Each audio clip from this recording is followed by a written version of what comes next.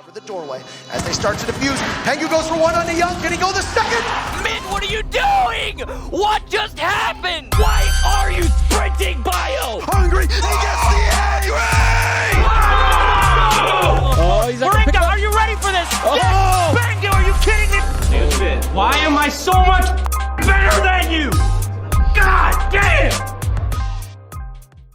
Hello and welcome back, ladies and gentlemen, to another episode here of SiegeGG Live, and it's a very special one that we're having here today, because not only do we have Twister here with us again, and David in a Red Bull shirt.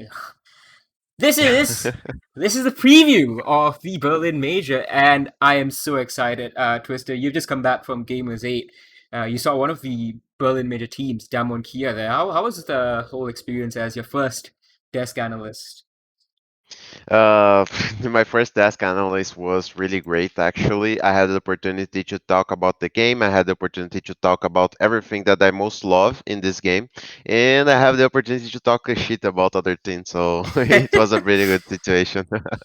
That's But right. overall, Gamers 8 was just wonderful. A really good organization for a tournament and a really good way of seeing the game right there. They are really passionate to the game as well. Indeed. Well, I hope it was a great start for you. Maybe we'll see you more as an analyst. But of course, he still wants to be a coach. So if any teams you guys are watching, just remember to sign him up. But let's head right into the Berlin Major situation over here. So as you guys know, it's like the standard situation. It's got 16 teams. There are 80 players. It's got a $500,000 prize pool. And you got 4 best-of-1 groups, and it's a single elimination best-of-3 bracket after that. And the grand final is a best-of-5 with no map advantage because, of course, it's single elim. And also a few interesting things that are going on here this time around. We have ANZ casters for the first time casting at a major. We have had Devmada be an analyst, a desk analyst, for a few events in the past, but this is the first time he's going to be casting, and he's going to be casting together with Mandy Powers. So Mandy, she's been an observer for a while, but she is very recently, only this year, she started casting in the Oceanic Nationals. Then she stepped up immediately to Apac South, and boom, she is now going to be casting over here and giving some Apac flavor, some Apac, defense during the cast. When she's going to be casting with Gev. So personally very excited to see ANZ casters brought over. Really, really cool situation over there. And I believe both of them are in the transit right now. I think Dev is in Bangkok and Mandy is actually in Singapore. So she's a half an hour drive away from me. But anyways, so that is basically the nitty gritty of the Berlin Major. If you guys still don't know what exactly is going on, feel free to go over to our website where we have very nice explainer created for you. It's called 6 Berlin Major. Everything you need to know is right there on the homepage. So go have a look and go have a read if you kind of want it. We're going to launch in though, and we're going to show you basically the groups over here. So just going over the groups again. Group A, Damwon, Rogue, NIP, XSET. Group B, FaZe, Sonic, Sandbox, G2. Group C, Wolves, W7M, OXG, Game & Gladiators. And finally, Group D, Astralis, Elevate, MNM, and Furia. So we're going to go and look at the storylines, basically, that we're seeing from all these groups on your screen. And the first one that I actually want to look at, as we just published an article on it, actually, earlier today. Wolves, are they potentially the team to break this EUL failure to basically do anything for 3 years straight? They've been progressing steadily, 7th, 5th, 3rd, and now 1st. They've only done this. They've done this with 1 roster change only, I think, or no roster changes. What can they do? What do you guys think, David and Twister? For Rogue situation right now, Wolves. I believe that Wolves. Oh yeah, Yeah. for Wolves right now, Yeah. for the Wolves situation, It's one of the best situations that we had, because last stage they would be able to play one of the best siege and structured siege on UL, even if they finish the in third or second, I guess, the third or fourth actually. But even with that, they would be able to qualify. But on the group stage of the major, they were already very young as a group, especially with Mowgli debuting on international events.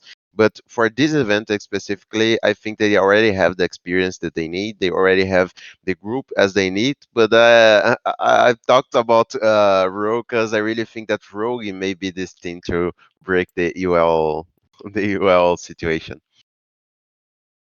I agree. David, The same. I yeah, agree. Wolves have been showing a really, really good potential. Last stage they played under the name of LFO. They were orgless. They didn't have a salary, so that adds an extra pressure. So yeah, stage two under Wolves, it's going to be completely different. I'm just afraid about the team's record in previous international competitions. We know that the core has not been like successful international speaking, but the group should open them like a door to the playoffs for the first time in ever. So let's see. It's going to be interesting. Wolves have been playing a really, really good siege, so it would be weird to not see them qualify yeah. to the playoffs. I mean, the whole thing about like Wolves just working slowly without a roster change is something that Haidar in his article today he highlighted how basically every single other team in the EUL, what they do is like they make a roster change, and that roster change initially works really well because it's like new blood, people get excited and just they push up, they go to like second, they go to third, they go to first even, and then the next stage after that, they just come crashing down immediately. But these guys, they actually dropped in like form when they signed Mowgli, and then after that, they've been building up steadily since then. From I think what stage 2, 2021, something like that. Stage three, I Is it guess. I think Mowgli? Whenever Mowgli. Mowgli was signed, Mowgli, I think it was stage one this year. right? Yeah. Uh, So yeah, I Yeah, correct. think Yeah, it yeah. stage was one stage this one. year. Yeah. Yeah, there we go. So, yeah, since they've got Mowgli on board, they took a dip, and then after that, once, as Twister pointed out, he's a young guy. Once they kind of settled his nerves, they settled in with him as well. Then after that, they just seemed like they were absolutely flying, which genuinely was very impressive to me. I think as because of that, as Twister said, they could do well. But the problem I'm seeing over here, and I don't know what you guys think of this, is that they're in a group with friggin' W7M.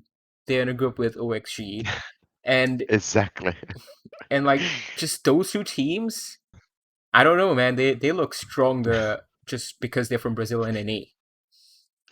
I would say that this group is the deaths group by far. Once you have oxygen, one of the things that are dominating the current NAL stage, you have wolves that is dominating the UL on this stage as well, and you have the Blue 7M that dominated the Brazilian stage. So if you would say that these are the top three regions, not counting the Apac for now, you would say Yeah, that you have the most important things for all these stages. So it will be really interesting to see how this play, all these things facing themselves and seeing a clash of regions. Actually, we will see one region that don't deserve the playoffs on this one because you have the three best, almost the three best of the three regions over there.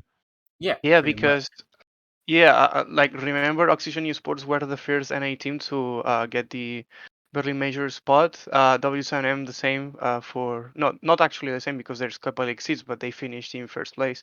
And Wolf Esports also finished in first place in Europe. So I know that Group A is called the Group of Death because we have Damwon, NIP, Rogue, and Exit. But Group C is very, very underrated in my opinion.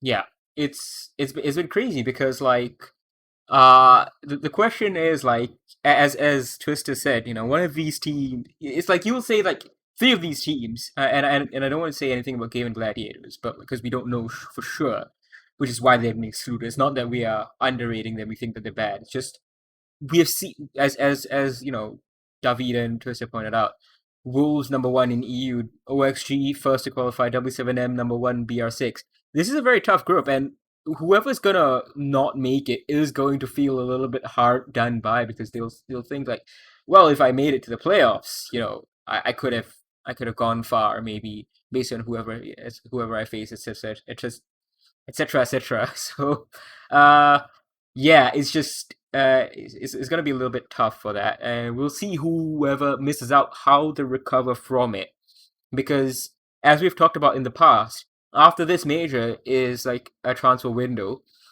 and then after that it's stage 3. You get one stage, and then after that it's basically the SI qualifiers. Yes, there is a new transfer window between stage 3 and SI, but then you kind of want to have one stage of practice with a new player, you would think. So, don't know whether Wolves can make it, but their fellow EU team that Twister was mentioning earlier, Rogue. Now, they replaced this stage, Rips. And Rips was, I don't want to say he's like a bad player, but like he was definitely a statistical drag on the team. He was not performing well enough. He was performing too poorly, too often, and not giving enough to justify his place in the team. Basically, that's how they make the decision. Not like they just look at the stats and like, yeah, whatever. But there's a few things that goes on, and overall they decide that he's not good enough. They also replaced him with an absolute coup of a player, Spoit, who has been insane so far. Highest rating in EU, highest KD as well in EU. The man just has been on fire. He's got the second highest entry It differential was as a well. good trade. It was a good trade. You Definitely. think, Twister? It's For a good sure. trade. It's a good trade in and outside the server because he's a content creator. So yeah, he Mhm. represents the Yeah, brand. He exactly. represents Rogue. So it's like two for just one, you know. So yeah. Exactly. The org was happy to having him because you have results inside the server and you have results mediatically talking. So Exactly. it's a very important thing that's mostly part of the people don't think about it, but the orgs are concerned about this. Yeah, it's like the reason. I don't know whether like how much we know, about this, but like the what was I trying to say? The I think the whole reason why TSM were very much interested in joining Rainbow Six, it started with the fact that Accelerate were willing to like swap a player for Bolo. Like Bolo was going to be on that team, and he came alongside with TSM, and TSM are going to do everything. They're going to like trade the entire team if it comes to it, but they'll want to keep on and hold on to Bolo. The same situation is with Rogue. These guys probably slapped on a massive buyout on Spoit, and they have him, and he's doing really well. So like there's absolutely, like, it seems like there's no problem. So Mm. his debut tournament, which was the precursor to Gamers 8, the Gamers Without Border, Spoit didn't really do very well. And David, you interviewed him about Yep. this. You talked to him Mm. about this whole situation and how he Mm. basically used that as practice, right? Yeah. Yeah, they use that as practice, just to get used to having Spoit in the team, because basically replacing Ribs for Spoit is changing the roles. So you need that first practice to get used to it. The interview is on our website for sure. But Spoit explained to us that Crane was moved to another place, so Spoit could be the entry fragger, and it has worked out. And the Gamers Without Borders qualifier, that was like the first stone to build like the rogue super house that we have now. And let's see what they can do in Berlin, because we will see how they deal with the pressure, if there is pressure, of course. And yeah, we will see how the team plays. Twister, your I thoughts can do. on like Spoit being able to perform maybe on his debut international, technically? The first tournament of the GWB, probably it was the first actually debut for him playing a top international event. So I think it was a good experience because after that we saw him on EUL performing as hell. He has his debut on this EUL, and he was able to play on the best rating of the entire league. So you have something there. I think that some players are just too good and just play really, really well on their first time. But I don't think that it's mostly the case of Spoit here. He is a really good player, but he had his debut on the GWB, and it allowed him to learn what he could do to improve, what the way of playing in a tier one tournament, and that's it. I mean, it's just him and Shaiko over that score. So It's actually crazy. So I don't know, as you said, Gamers Without Borders is kind of like a practice run for him.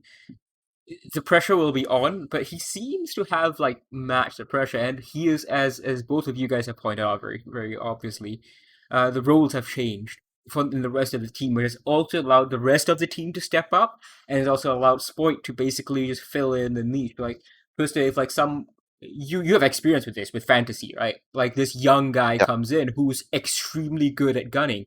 What are you gonna do? You're gonna place him on the gunning role. That's the point. That's why I talked about it because I had this experience Yeah. with Fancy. So, but the same as Spoit, he didn't play it really well on his first season on BR6 and on the Six Invitational. He had very average results, very average stats for us.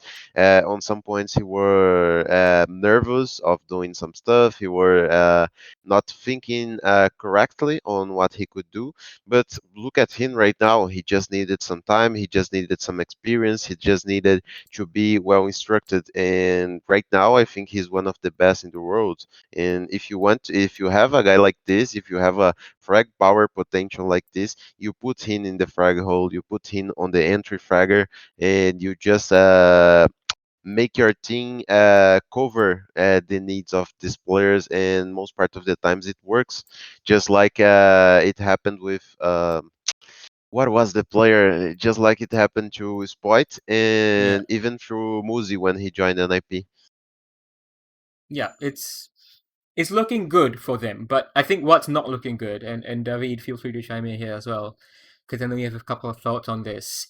They are in, like, I know Group C's tough, but like, geez, Group A is no better. You've got Damwon, the best in APAC, definitely the best in APAC North, maybe the best in APAC. You got Rogue, who obviously we have been talking about. You got NIP, who have been just on fire recently, coming back from like ninth place and they make it here. Exet, who are basically another Brazilian team, and they've gotten used to not playing with Bodega behind them right now. So can Tristan and David, do you think Rogue can escape this group? Because it's looking really hard too. I would say that mostly the great upset on this group could be NIP. I really want them to go through the playoffs. I really want they do to perform well, but NIP is used to upset other fans with some inconstance on their tournaments. So I would really say that NIP and Rogue would go easily through the playoffs, but either of those both teams can be in the group stage and not go into the playoffs. So it's so inconstant in this group that uh, I just can't preview this. It's very, very easy to preview this group, especially because we're talking of best of one games, which is like it's like a lottery ticket. Damwon Kiak has like the potential, obviously, to make it, and we know that Damwon has been playing some really good Siege. They have played Gamers 8, so they have that extra international experience, which I think that can help them a lot. NIP sorting like those changes with Kamikaze being the IGL now, changing it with Psycho from time to time. And yeah, I honestly believe that the team that could struggle the most here might be XSET.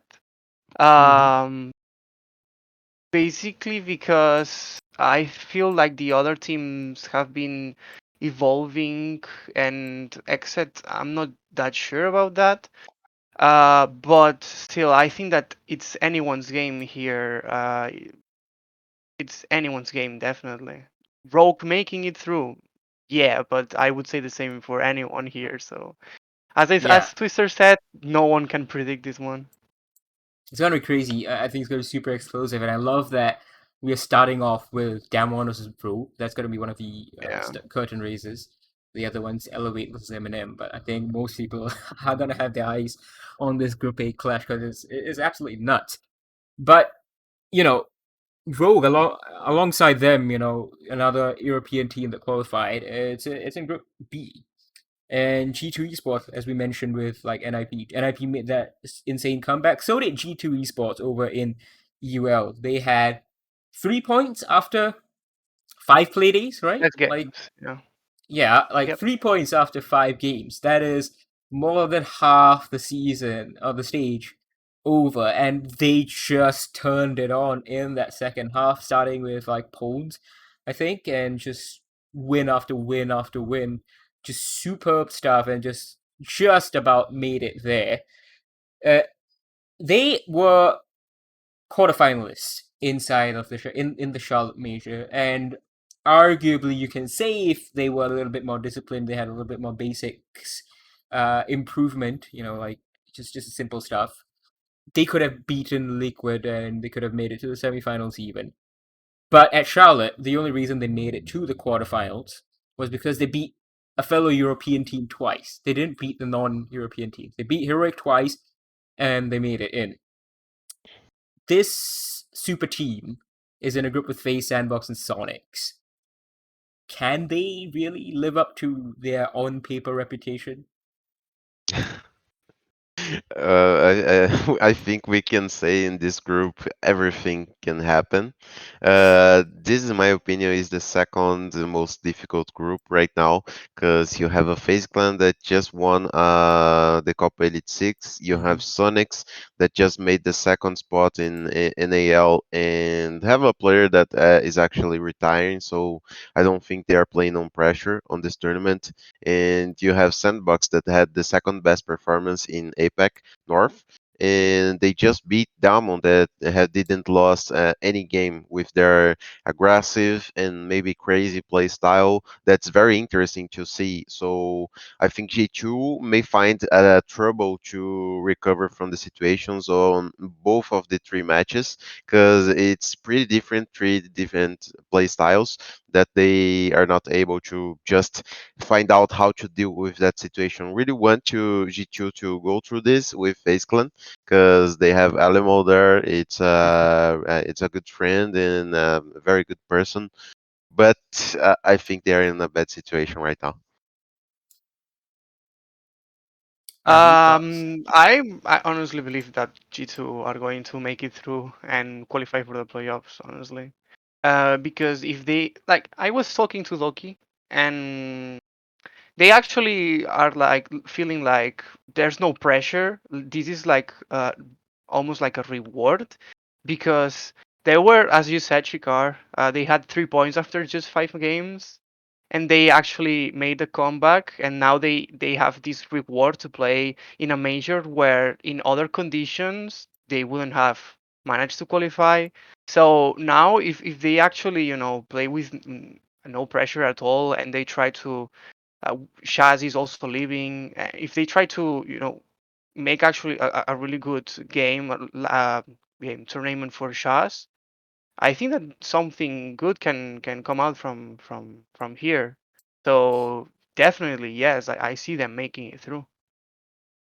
Yeah, they seem to have like switched on their form at just the correct moment. Like you like Twister. I'm sure you're familiar with this. Like you have to peak at the right moment. You have to like accelerate throughout the stage and just peak right in the major. Like ideally in the grand final, right? You keep on getting better and better. Do you Uh, think that they started this run? This climb? God, it's just very hard to say because mostly part of the things has to grow during the tournaments. They need to show that they are improving. Meanwhile, the games are being played. So I see very few things that were able to show this improvement during the tournament to have a growing performance. Mostly part of they are the teams that are on the finals. I mean, the grand final is formed by two teams that show it this grow, because it's very difficult when you come for a tournament like this on a major and you just keep the same level of gameplay that you usually do in your entire tournament. If you just keep it, you probably will lose, because all the teams are evolving, all the teams are changing stuff, and all the teams want to win during that short period of time. So I don't think that right now G2 is the team that showed this growth. They had time during the UL to prepare week by week and just to do a best of one of improvement on week by week. So for now, we will have to see how is good G2 on this evolution that they are having, and how is good on their peak of making G2 a really good team to adapt, a really good team to exact, a really good team to rush. I don't think that they are this complete right now. Yeah, I think that's fair. Like I think it would be cool for G2 to make it because like they are quite literally across the road from the Yeah. venue. So they can just like walk over every single time, walk back, and just like have the party and record content, whatever. It'll be very cool, and I'm sure they want it to. But like, yeah, I don't know whether they can make it just by virtue of like the other teams, specifically FaZe and Sonics. Like, I think yes, it's hard to predict, but if history and like form is anything to go by, uh, FaZe and Sonics would be my picks to go. But speaking of the insane recoveries, like how G2 had the recovery, back to Group A a little bit. NIP, ninth to fourth to Berlin within like 2 weeks of play, right? Just a couple, three BR6 play days, and then another four Copa Elite 6 play days, and bam, they're in Berlin. This change apparently came when Psycho handed over a lot of the IGLing duties to Kamikaze, as David, you know, talked to them, and they posted on Twitter as well. Um, Mhm. these guys obviously serial winners minus Wizard. You have worked with a couple of these players back, before the roster changes. They won SI. They were Sweden major finalists. What can they do in this crazy group A? I can say that NIP it's very unpredictable. As I said before, they are a really good team to play best of threes in international tournaments. They have plenty of experience. They have plenty of different kind of tactics. But once the people on the game management removed Coastline and Consulate, they became a very average team. They were not that good anymore because they have a very big difficult on learning new maps and masterizing these new maps. I don't know why. Maybe because they are old players, they are old school. They like to play a game on exactly way, and they don't manage to see how the game is playing right now and how they can perform well by changing the game style. So I think NIP it's a thing that it's very hard to predict right now, specifically because of this. They are not on that time. They had a good run. They had a good time on the BR6, and they had a good time in Elite 6 qualifying through W7M as well. But I felt like after they beat W7M, they just, oh, okay, achievement complete. So we don't need to give anymore. And I think that maybe with this mindset, they can be late to return on their actual form, good form for this Belling Major. I don't really want to see them being grouped. I want to see them in the playoffs and see the good performance from them. But from all the Brazilian teams, I think NIP is the only team that can truly disappoint us right here. I hate when Twister speaks before me because then I have nothing to say. But yeah, I completely agree. Honestly, I completely agree because I expect a lot from W7M. Looking at them on Group C. I also expect a lot from Fury Sports. I think that they are going to upset us. And the same for from Face Clan. Remember the last time they won the Copa League 6, they went to win the Sweden Major. So maybe the story is repeating itself. I honestly like the same as Twister. If someone from Brazil disappoints us, is NAP. But again, they have like also the talent to win it. So if they continue progressing as they have been doing for the past few weeks, they are one of those teams that can actually win the major. So yeah, I mean, yeah, super open group A. I'm hoping, like, or rather, I'm predicting that the experience of NIP kind of comes to bear over here. Last time they faced Damwon exactly a year ago, it was Damwon's debut. NIP were I I don't know what actually happened, but it looks like on the outside they were really overconfident. They were cocky. They took Damwon to Yeah, Clubhouse twice, back to back. It was literally like one game ended, and it was the next game was like yeah. just a few minutes later, like 15 minutes later. But I Same think that team, same map. it was moved to tomorrow. Well, then the following day because there were like technical issues or something with the stage. I, I think maybe I so. don't remember. Both It's been, both it has games been a went to year. overtime. I remember that. Both Yes, games went to 8 overtime. 7 and 8 Both games were 6. playing on Clubhouse. Yeah, I remember Yeah. that. God, it's been a year and I still remember this. I don't know. Yeah, that one's come a long way since then, but so have NIP. I think the familiarity for NIP with Damwon and like just the motivation as well, the revenge factor will be there. So I think NIP can beat Damwon and like Exet, they can beat them too. They are kind of, yeah, both games happen the same thing. Okay, so Sirius is right. I'm right, as Sirius saying.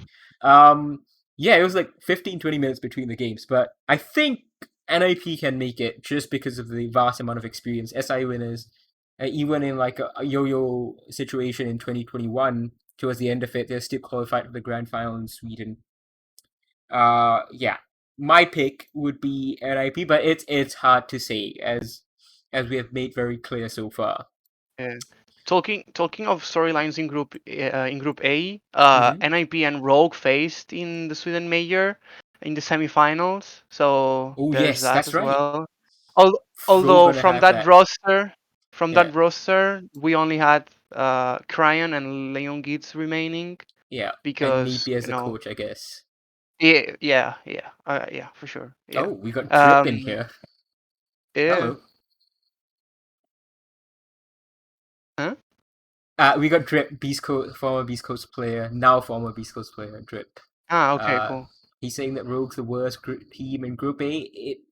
He might not be wrong. EU is one of the weaker regions. Like you have NA, you have Yeah, BR, it is. It is. It and then is. after that you Mm-hmm. got EU and APAC, like kind of there below them, and it's like maybe the best EU teams, aka Wolves, and like Rogue are better than APAC, than the best of APAC, but like it's just overall the quality of play is pretty poor, I which mean, is yeah. right now it's for North America is first, Brazil is second, Europe is third, and APAC is fourth. And I think Yeah. there's no discussion. Or another way of looking at it is NA and BR are so far Yeah. ahead that it doesn't matter where APAC Mhm. and EU are, because APAC and EU are just so far behind. Like, who cares if you're third? Who cares if you're Yeah. if you're slightly Yeah. better than the worst? Like, you don't care. Like, the standard is being set by Brazil and NA. Calm it's down, Drip. Calm down. yeah, I know. It's really funny. What is he Drip is saying? Drip is Because I'm going not in the for it. chat. Yeah, Drip's going for it, man. I think that's hilarious. But yeah, look, Rogue have a different team. They have Spoit. They like. I think the biggest factor for Rogue, as we discussed earlier on, is just the fact that they don't have Rips on the team anymore. They have Spoit. Like it's not only like you took away a weak player, you brought on a super good player. Like he's already very good mechanically, and I think he's coping with the tier 1 pressure pretty well. So yeah, NIP gotta be watching out for that. But I think NIP can just edge it. Like Deepak is also debuting on Rogue for the first time, right? Yep. NIP only have Hmm. Wizard to bring alongside them. The rest of these guys, oh, also they have Sneepy, I guess, as the coach, but I think Hmm. I think NIP should do well. They are compatriots though on Face Clan. Or these ones I think are one of the best teams here, in my opinion, and I think Twister, you would agree. They have made Yeah. no roster changes. They made no rash moves after missing out on the Charlotte Major. All they did was they worked on themselves, and now they're back. They won Copa Elite 6. They're back on the international stage. For specifically for Face Clan in this stage, we got this joke that when people start to talking about changes in the roster and kicking a player A or kicking player B, they start to perform well again. They start to come and appear more, and every time that they appear in their full potential stage. So FaZe Clan right now, it's one of the best for Latin, and this is very rough to say because in the last stage they were one of the worst. Yeah. So it changes a lot here in Brazil. It changed a lot, and it just showed the potential that maybe on international lands, just 4 spots, it's a lower number that you can get because mostly part of the times you could do 20 teams tournaments with 5 spots for each region that there will be each will be some things that are really strong for some regions will miss out that event. So right now FaZe is the representation of this. They missed the last LAN, they missed the Mexico major as well, but they were really good at the SI, they were really good at the Sweden major, and I'm feeling that they will be doing really good on this tournament as well. I think that the synergy inside FaZe is really, really good. And they cameraman, they change roles, and he's no longer the IGL. Astor is the IGL now, because Cameron said it in the interview. That's on our side. Um, he felt like there were some issues with the teammates trusting his callouts, and they decided to move Astro to the IGL role. So I think that it's very mature from them, not changing any players and just trying to always fix the problems, the issues that they can experience. And I think that really improves the synergy in the team, and like the group starts trusting each other, and I think that that's a really, really good a positive thing to have in mind from a team. FaZe Clan should be one of the favorites to win the Berlin Major. Yep. Yeah, I think we all of course will talk about W7M being top of BR6 2 stages in a row, but like at the end of the day, this is going to be best of 3 and then best of 5. Who has experience doing it?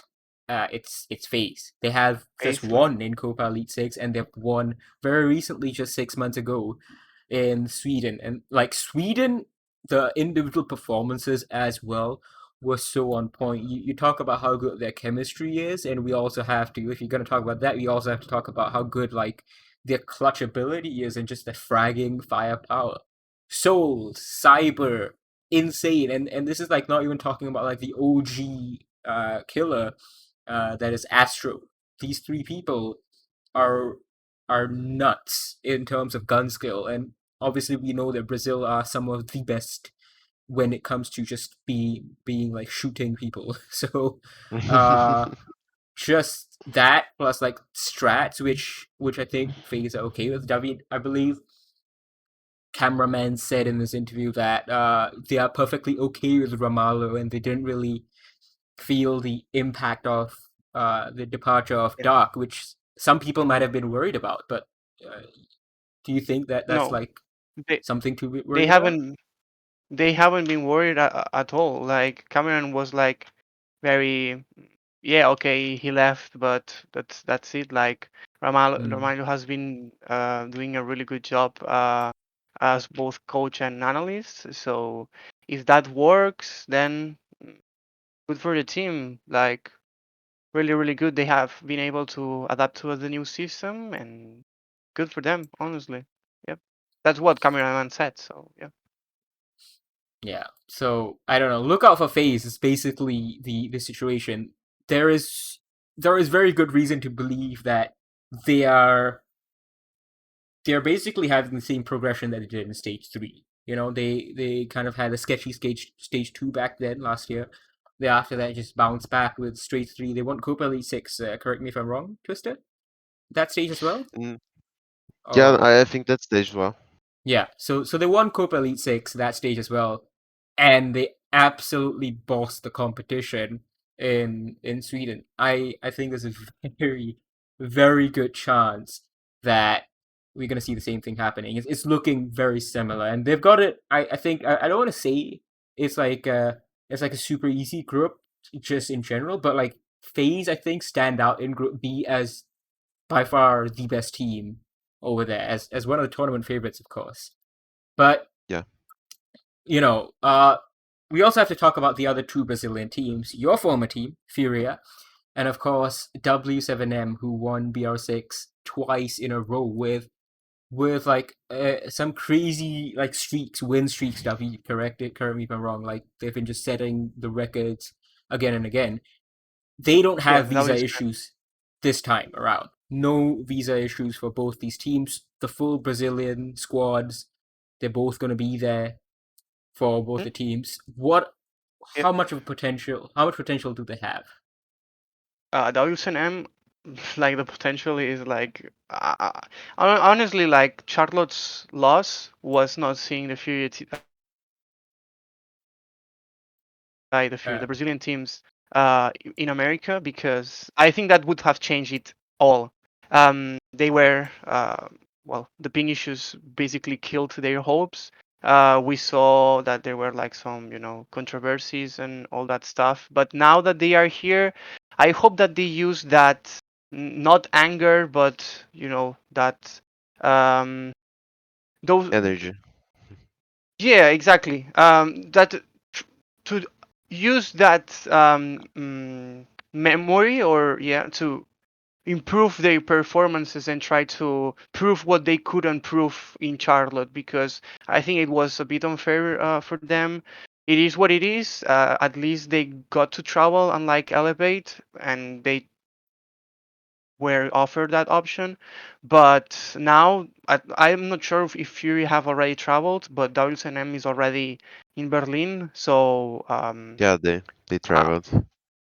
yes, okay, so yeah, it's time to see what these guys can do, and I think that they are going to leave a very, very good impression. W7M has a roster that fits really well. Since they won, they were really good on this roster with Case and Hertz on the front line, Volpsen and intermediate flex, and JV with GDN in the support holes. They just won two splits in a row, not just because they have good strats, but because they are a really good group. So for now, I would say that the other Brazilian team that has chances of winning this tournament is W7M because they know how to do it. They already did it on two splits of the six of the BR6. But the thing that I would say that it would be most difficult for them and Furia, it would be a best of five in the final. We Mm. didn't see both of these things playing in a best of five yet, Otherwise, FaZe Clan and NIP already had, and many other things. But this could be a new experience that they need to go through and try to learn about it. But the same as Team One that didn't went to best of 5, won the major that they won. I think that W7N has the magic in their favor, and they're really capable of winning the tournament, even never playing the best of 5 yet before. For Furia, I would say it's more like the same.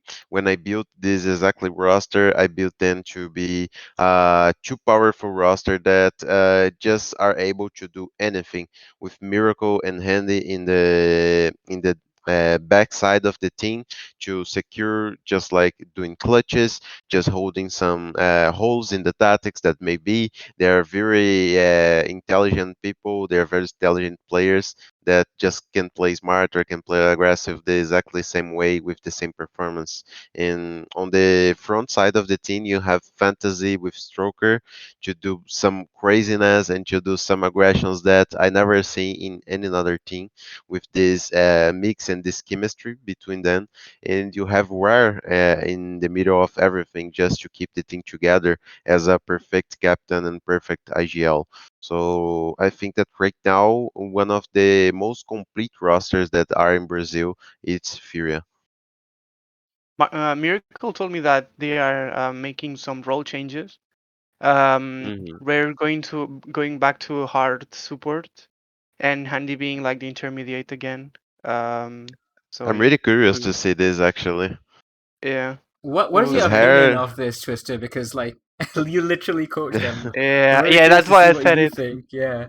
I don't really know the problems that they were having Mm. by her being in the intermediate and Handy on the support, but I would say that probably it's communication problems because Handy is not a very talkative player. So probably being on the intermediate position, he would be able just to follow the team and follow the lead of the other players with his frag power that is insane frag power, just like Heist before he joined the team. And here it's very talkative, very proactive. He just played too good in any role that he plays. So I think they put in on the support role because, in my opinion, it fits as well of him in IGL. But he complained a lot about this. That's why this change happened as well because he don't feel really good playing on this role. So he's really good playing on it, but he don't feel really good playing on it. So I think it can be a problem long term. But for right now, I think it's a good move. Well, hopefully we see just exciting gameplay from Furia because I think the main knock on Furia and like full respect to you, Twister, but like the main knock on Furia would be that you guys only Furia only made it out of the groups once in Mexico, No, right? actually, And in three SI. times in this SI, Re- both of Yeah, exactly. SIs. Yeah. Well, so like basically we want to see a deep run, and of course, like it looks like this is like the perfect opportunity, as you said, for Furia. But like there is some dose of skepticism, I guess, because for some reason it just it's like they are just not seen as powerful as like every other team that goes there. Like when no matter who else is around there, whether it's FaZe, Liquid, W7M, whoever comes along with them, Furia always underrated a bit. So this is, I think, a good group for Furia to finally basically showcase and prove um, that yeah, we are here to do it. It's not too difficult, like Group A, B, or C. Astralis, of course, are insane, but like Elevate and Eminem, I think Furia can definitely take them on. Yeah, even on the Charlotte Major with that group with Exet, Liquid, and Yes, Cyclops, we were 3-3 on the group. We're playing on 80 of ping. The same to exactly. W7M. Both of teams could have made out of the groups if playing on fair conditions. So I'm not worried about what Fury can do. They had a lot of potential, and I think that this time playing on a fair condition, it just will happen what needs to happen. Indeed, fingers crossed that it works out exactly like that. Now, we also have to talk about Apac, and we just want to basically go through a little bit over here, starting with I think Apac. I think let's look at like the favorite teams over here, or like the best teams, which is going to be the winners of Apac North and Apac South, Damwon and Elevate. Both of these teams, of course, have international experience as well, and they were both top 12 at SI22. Damwon, of course, were even even crazier in Sweden. They made it to the semifinals, and people might argue that, like, they should have made it into the grand finals if luck was a little bit more on their side. It was basically nothing separating them between them and FaZe, and that was like the quote unquote real grand final, the FaZe and Damwon game. But Twister, and I'm very interested to hear your thoughts on Damwon because you saw them at Gamers 8. Damwon's case, like, are they at the same level as they were, what we saw from them in Sweden, or have they kind of stagnated since then? So I think most part of the things just evolved a lot, and the amount stayed on the same level, because they couldn't achieve many more things. I don't think they're really enjoying play with each other, and getting on that stage where they were almost on a grand final of a six major. It was a really good evolution feeling and evolution environment that I don't feel it anymore after 1 or 2 years that they are playing together. And I don't think they are able to replicate these results that they had. Because specifically, talking about them and about the players, the games that they had on the Gamers 8, it was good games, but they were not even close to play the same Siege that they played before. So it's risky for them even go out of these groups. So a very hard situation for Damon right now. At Gamers 8, do you think, like, I know, David, you had a couple of thoughts on, like, the maps that Damwon showed at Gamers 8, but, like, do you think at Gamers 8 Damwon were trying to, like, win it, or were they more, like, focused on building up the momentum and practice against international teams before the more prestigious, arguably prestigious Berlin major? You can go, David. Okay, for me, I honestly think that they were hiding lots of stuff. They honestly, that tournament is free cash. It's free cash. You go there and you grab the bag, as some people would say. Um, I think that I mean, obviously, everyone wants to win everything, so it's a competition, so you want to win. That's for sure. Like, that's Mm-hmm. something. But I think that their minds were in Berlin. I think that, as I said before, this is a very very good LAN experience that they can use uh, in the major.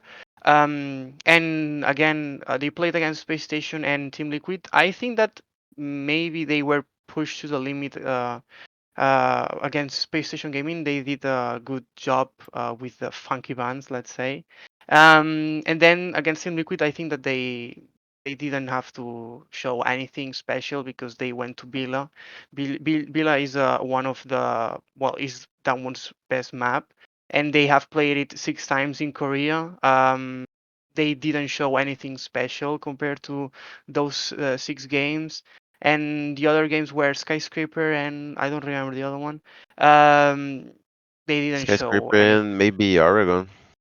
Oregon, yes, yeah, Oregon, yeah.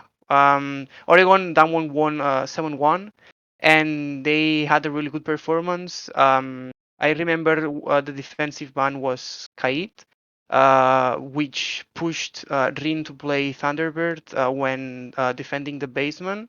That's the only difference to their Oregon games in Apac North. So yes, plain and simple, they didn't show anything special there. So I'm not sure how should we talk about that performance, because I think that they just went there to enjoy the experience, get the money, and then go to the Berlin and try to use that experience in their favor.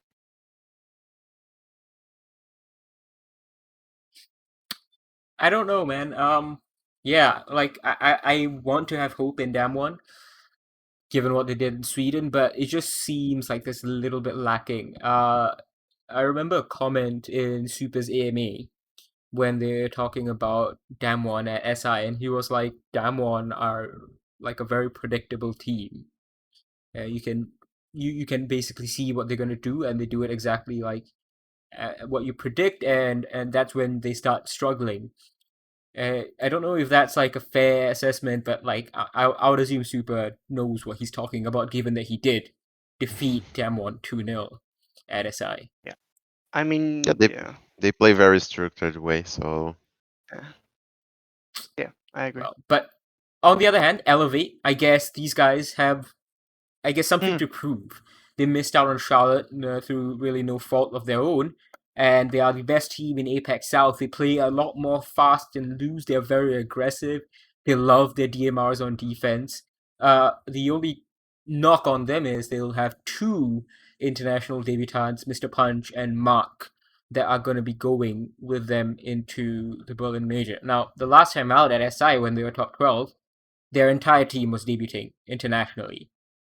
So I don't know. Group D looks like a decent opportunity for Elevate because aside from Astralis, I think the other three teams, it could be any two that make it out of there. Just depends on like who turns up on like the day itself. In fact, I would say maybe actually uh the second spot is just going to be a direct fight between Elevate and Furia, given the issues that we've seen from Eminem when it comes to like the attack. Uh, Twister, from what you have seen of like Elevate, what is like their ceiling, you think, at this event? just to say, to be pretty honest, Apex South was not my main goal on this season Yeah, to fair. analyze everything. But from what I saw facing them at the SI, and from what I saw the last season on the Apex playoffs as well, because I watched it, it felt like after the roster changes that Elevate did on the just after the SI, they were recharged of good energy for this thing. They were playing, having fun. Like they were just enjoying playing a really good siege, and they managed to win some rounds that they were not supposed to, just like Diamond did on the last major. So I would say that if something on APAC has a chance to reach the playoffs, then that will be Elevate. Yeah, I think it's a good chance, and like as you said, the mentality is pretty good, right? We when we interviewed them, when I interviewed them, they basically said, "Look, it was not. Obviously, they weren't like overjoyed they're missing out on Charlotte, but they just were like, okay, look, it is what it is, and they just moved on. It is crazy to think that you can just move on, and like we have seen a couple of teams not be able to do that in the past. And Elevate just kept their heads down. They knew, like, okay, being sad about it does nothing but hurt us in our preparation. They took a little bit of a break, and then after that, they just worked on understanding the new meta and understanding how to prepare for stage 2, and bam, they were top. So yeah, I think Elevate, I'm pretty high on them. But for the other two APAC teams, now this is the second part of this APAC situation. Sandbox and Game Gladiators. Game Gladiators, I think we'll start with them. Kind of easy to say. They are in a they are obviously dark horses, but like their group is the group of death, man. Like Wolves, W7M, OXG. I know they're good, but like I don't see them doing too much in this group. Even though that they have, I think, a lot of potential. They couldn't get their visas early, which means they only got to Berlin like yesterday, and they couldn't get the 1 week of extra practice in EU Siege that they wanted. So I don't know about it, but like I don't see Game and Gladiators being able to do an upset realistically. No, definitely no. Like realistically, no. But again, it's a team with no pressure, so maybe uh, an upset is an option, like a random victory or pushing a team to overtime, which can define that fight for the second place. So I think, with like all respect, they are going to be spectators, but they are going to be the devil advocate of the group, and they might make the change, difference for the race for the second place. I agree. Totally agree. Yeah, that's I think going to be their main role as they collect experience. Now, on the other hand, we got Sandbox Gaming, and Sandbox I think are an interesting case. They haven't been very impressive in the past, let's be honest, aside from like Sweden, where they made it into the playoffs and then promptly lost to Damwon Kia 2-0. Their last like impressive performance was in like SI 2019 when they were like Orgulus, I think. Something, yeah, the Mantis FPS, and they like pushed G2 Esports, who later won the event, to 8-6 overtime in one of the maps. That was like these are like Sandbox's rosters, their major performances in the past. But this time around, they have essentially won the transfer window. I know Rogue is obviously in contention with that title, being that they signed Spoit and replaced Rips, but Sandbox, they got themselves an experienced coach. So they have two coaches now. Nova moved from player to coach. They got another coach as well. They signed the former T1 coach Fonzie. Then they also got former T1 player Arukaze, who's been the best player in APAC North this stage. And they got Good Boy. They promoted him from content creator, just like Spoit. They promoted him from content creator to the player, and he's been absolutely tearing it up as well. So they made two personnel changes in terms of like the players, and two personnel changes in terms of the coach, and they have done quite well, but they still haven't like nailed everything down. They beat Damwon in the final game of the season, but final game of the stage. But both of these guys had nothing to play for. They're both qualified for Berlin. They couldn't swap first and second as well. My opinion of Sandbox would be just that these guys are good. They're still climbing, but in a group where you have FaZe, Sonics, and I think a G2 Esports who have not only been together longer, but like their climb as well is so much more impressive than Sandbox's. Like Sandbox struggled 8-7 against CAG. CAG are not even here. CAG have done absolutely nothing in the international scene except for last year at the Mexico Major, where they gave us the amazing match against Team One and the tiebreaker. That is the height of CAG's international experience, or like whatever they've done internationally. That's the most notable thing they've done. Sandbox, Yeah. I don't know, man. Twister? Maybe if they are lucky, they are not the first to be knocked out in this group. I mean, they do have the Arukaze player that is one of the best in APAC North right now. But this and their play style are not so consistent to be on a good level in the international stage. Maybe they can win one or two games in these groups, but I don't think they will be able just to go through all of the groups, just like happened in the other tournaments that they lost 7-1, 7-0 to Team One. They lost in the SI to NIP that were not on a good mood on that stage. So even on worse conditions that they played and better, actually playing on better groups for them with lower level teams, they were not able to go out of group. So I don't think that right now this will be different. But I'm really excited to see both of these team players with each other, because the sandbox play style would be very fun to watch against a G2 team, for example. And that's exactly the first game that we're gonna watch, because the first game is Sandbox at NG2. So that's going to be one to follow. My opinion against, so about Sandbox Gaming is it's basically like Twisters. I just want to add that Harukaze and Good Boy have no international experience, Yeah. which is not something. Well, it's something that we have to mention, especially in a group where Face Clan have plenty of international experience.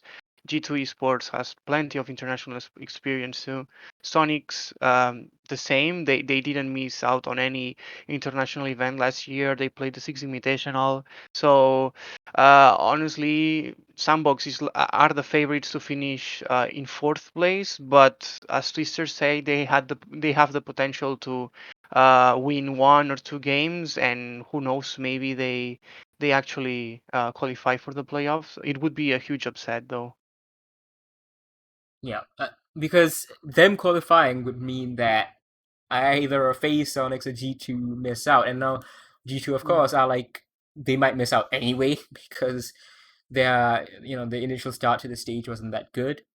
We'll see what the mentality is like, but the thing that Sandbox were very adamantly focusing on when I talked to them was communication.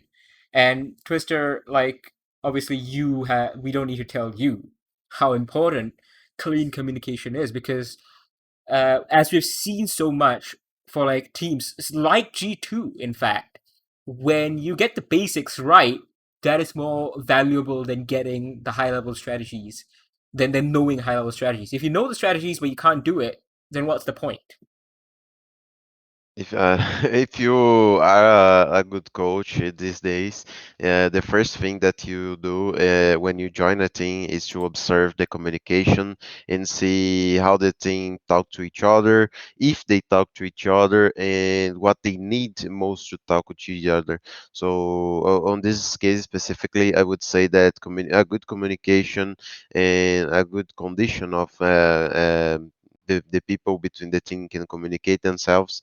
It's the basis of any results that you want to have in the future. It's the first step to building up your team and making sure that people will be able to understand themselves and to focus on one objective, because they need to communicate to know what they are doing. They need to communicate to know how to react to some situation. They need to communicate to know where they need to go in the round. So I'm pretty sure to say that this is the first step for a team to be a good one. Yeah, I think mainly this is gonna be their runway of sorts to kind of just get themselves consistently getting back to international play, and then they can think about like really doing well, which is the playbook that another team in the group, Sonics, used all throughout 2021. They went to two majors, didn't do much, and then immediately followed it up with the top six at SI. So they kind of just need to build up to that. Um, Speaking of NA teams, though, I think the first one that we have to talk about is in Group D, and they are like the biggest team over here. And I think you would say that the favorites, Astralis, they were grand finalists in Charlotte. They lost a very close grand final against Dark Zero. They surely have to be considered the favorites, especially when you look at like their group. Elevate, Eminem, and Furia. These guys are good teams, but Astralis just seem to be one step above them. Yeah, I can agree totally with you, because Australia did a pretty much great run in the Charlotte Major. They weren't able to win because I think they didn't have the experience that DZ had at that time.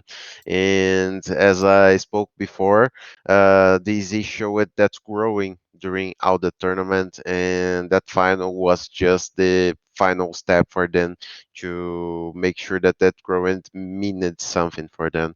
And I mean, Astralis growed as well, but I think that at that moment they had a easier run for this, because their group, it's a very hard group. So as the Z one, but after the group they had really good games against Exet and Oxygen that were, in my opinion, easiest matches than the Team Liquid, and what was the first one through of the Z Team One. Hmm. No, actually, they No, played Team with One was Team One DZ with beat. just Astralis beat Exit first. So like heads the at quote first. unquote So yeah, Brazilian but NA yeah, team. but I would say that this experience that Easy got during all the group stage and during the first quarterfinals and the semifinals were able to manage then to put in their higher condition on the final. And I can't even say about Canadian because he just Hmm. helped all their teams to achieve these tournaments because he's a very intelligent player and he knows how to activate and deactivate some stuff in their team just to manage the team, how to win their matches. So it was pretty unfair to Astralis back there, and I think the only thing that can be at the same level that DZ on this stage to beat Astralis on a grand final, it would Yeah, be Ninjas in Pajamas. interesting. I would have Right, yeah. expected you to say FaZe actually, because like aside from Astralis, I would my imagination would be assuming they don't meet in like the early stage of playoffs, we could see like a Mhm. FaZe Astralis grand final at the end of the day. Uh, I don't know, Davi. What's your thought on like Astralis? Because I fail to see how these guys will not make the grand final. Astralis are in a really good spot, and we have to remember that Astralis is a Danish organization, and they have their headquarters there. I believe that Astralis players are there now, or they have a really good boot Potentially. camp. Hmm. Yeah, I've seen some iconic pictures on all my timeline. It's just iconic, iconic, iconic. So I think they are there. Um, so I think that if they actually know how to use this really good preparation, they can like it's a really good boost to their chances to win the major. If we if you speak about their play, their style, their game style, and all that stuff, honestly, they are like the favorites to win the Berlin major. If we have to choose a favorite, I would say Astralis, especially because the group is tough. All of the groups are tough, but I think that if there is a favorite in a group, it's It's Astralis. Astralis, yeah. Yes, exactly. It's like the only one that you could say, okay, this is going to be the FaZe as well, first. as I Yeah. guess. Phase, yeah, arguably depends on G2 and Sonics especially. But yeah, we'll see. But about Astralis, they could repeat the run that we saw in Charlotte, and let's see if now they leave the title, which is something that is likely to happen. Yeah, I just the only way I guess if Astralis don't make it is like if they face FaZe or like I guess Hmm. what Twister said NIP early on, which I mean they probably will face one of them at least before the grand final. But speaking to call out like the way that he basically spoke about the game, he was like speaking about the quality of practice that Astralis push for, and he said he feels that he is unique, or rather, sorry, not he is unique. Like Astralis is unique in that situation, where they're kind of like during practice, they always want to learn something new every single round. They want to try something new. They want to learn something new. They want to copy maybe other teams and just keep on working towards it. And Twister, obviously, you have been a coach, so there's obviously this style of coaching, and there's the other style where you take the strat and then you dry run it again and again and again, and then you do the same thing. You just practice that specific strat and the specific take, or like a few takes for a few sites over and over again until you're really good at it and you can like do it while you sleep. Astralis, they go the other way and they go for like the flexibility and fluidity. It's a hard way of play the game and practice it, for to be honest, because you have to try to learn, as you said, something from each round, and you can't be mad if things just go wrong, because they will. during the Mm. scrims. And I would say as well that when you choose to play this play style in scrims, you choose to practice your mentality in the game. You're not practicing much as the tactics. So if Astralis is choosing to do this play style, they have even more. They are even greater than people think they are, because this is a very difficult play style to practice. Once every round can go completely different from another, so you have to be on a good mood to manage all the feelings and all the situations on the round, to make sure that everyone learn it, that everyone is good with what happened and what you can improve for the next round. As you said before, the easiest way of playing this game and practicing it is just doing the exactly same thing each round, because you know the exactly points that you miss, you know the exactly situations that you didn't know how to play, and you just fix it. But this other play style of doing completely different stuff, it's really tough for the teams, and most part of them just give up on this because it's too hard. But it's a play style that I think that make things champions. So you need to learn it. This sounds like you're saying that this is a time where Astralis be champions. Then it kind of feels like that. There's a chance. There's a chance. Yeah. So just yeah, it's crazy because like another thing, and I'm sure you have also worked on this as well. That Carl talked about was how they work on burnout management. It's really remarkable. I think we have to highlight as well that Astralis finished top of NAL again after making such a deep run in Charlotte. They went all the way to the grand final. They lost in like arguably a heartbreak situation where the players would no doubt have been quite sad about it, and they would have been pissed a little bit. But like the way that they managed those emotions and the fatigue, they incorporated the new meta. They got new operator Sense and Azami coming in this stage. They worked well with that. They already had the fluidity from before, and they worked further upon that. They've been working on like all new strats. Um, it's nuts that they have done all of that and they're still first in any grand finalists before first in any fluidity, as Twister pointed out. I think you have to be really really huffing a little bit of copium or hopium if you don't believe Astralis are not gonna be favorites for this. But aside from Astralis, the rest of NA, this is the strongest region, arguably. They've won SI, they've won Charlotte Major. They probably will win here in Berlin as well. Sonics are playing their final event with Super. No matter what happens, they are not going to stop that decision. Super doesn't like playing the game anymore, and he's decided to retire afterwards. Sonics have been arguably the best team in NA in terms of attack, Twister, and David as well. I'm sure you guys have been watching this a little bit better than I have, so you've been able to see. But how good are Sonics? How much power do they have in their attacks? Can they offset their arguably weak defenses with them? It's can I go first, David?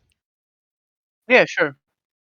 I was thinking about it right now because I actually just came out from a TikTok that I did explaining some of the tactics of Sonics, and specifically it was a tactic where they were attacking on CEO on bank, and they were using super on mountain or to domain the gold stairs Yes, I and remember get that. that area. Pretty default attack that most part of the teams do, but it was funny because we saw I think it was Rexen on Zofia just going up into the stairs before the Montagne. So Zofia were getting the area that is needed, and Montagne was going just behind her to I don't know. I don't know what he was doing, but this is Distraction. some yeah, big brain. So this is one of the situations that I saw Son explain, and I don't think it's a isolated case. So maybe if they are not managed to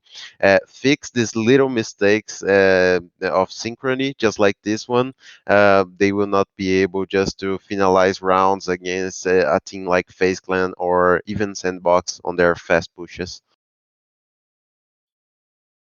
Davi? Nothing else to add. I agree, and that's a really good example, I think.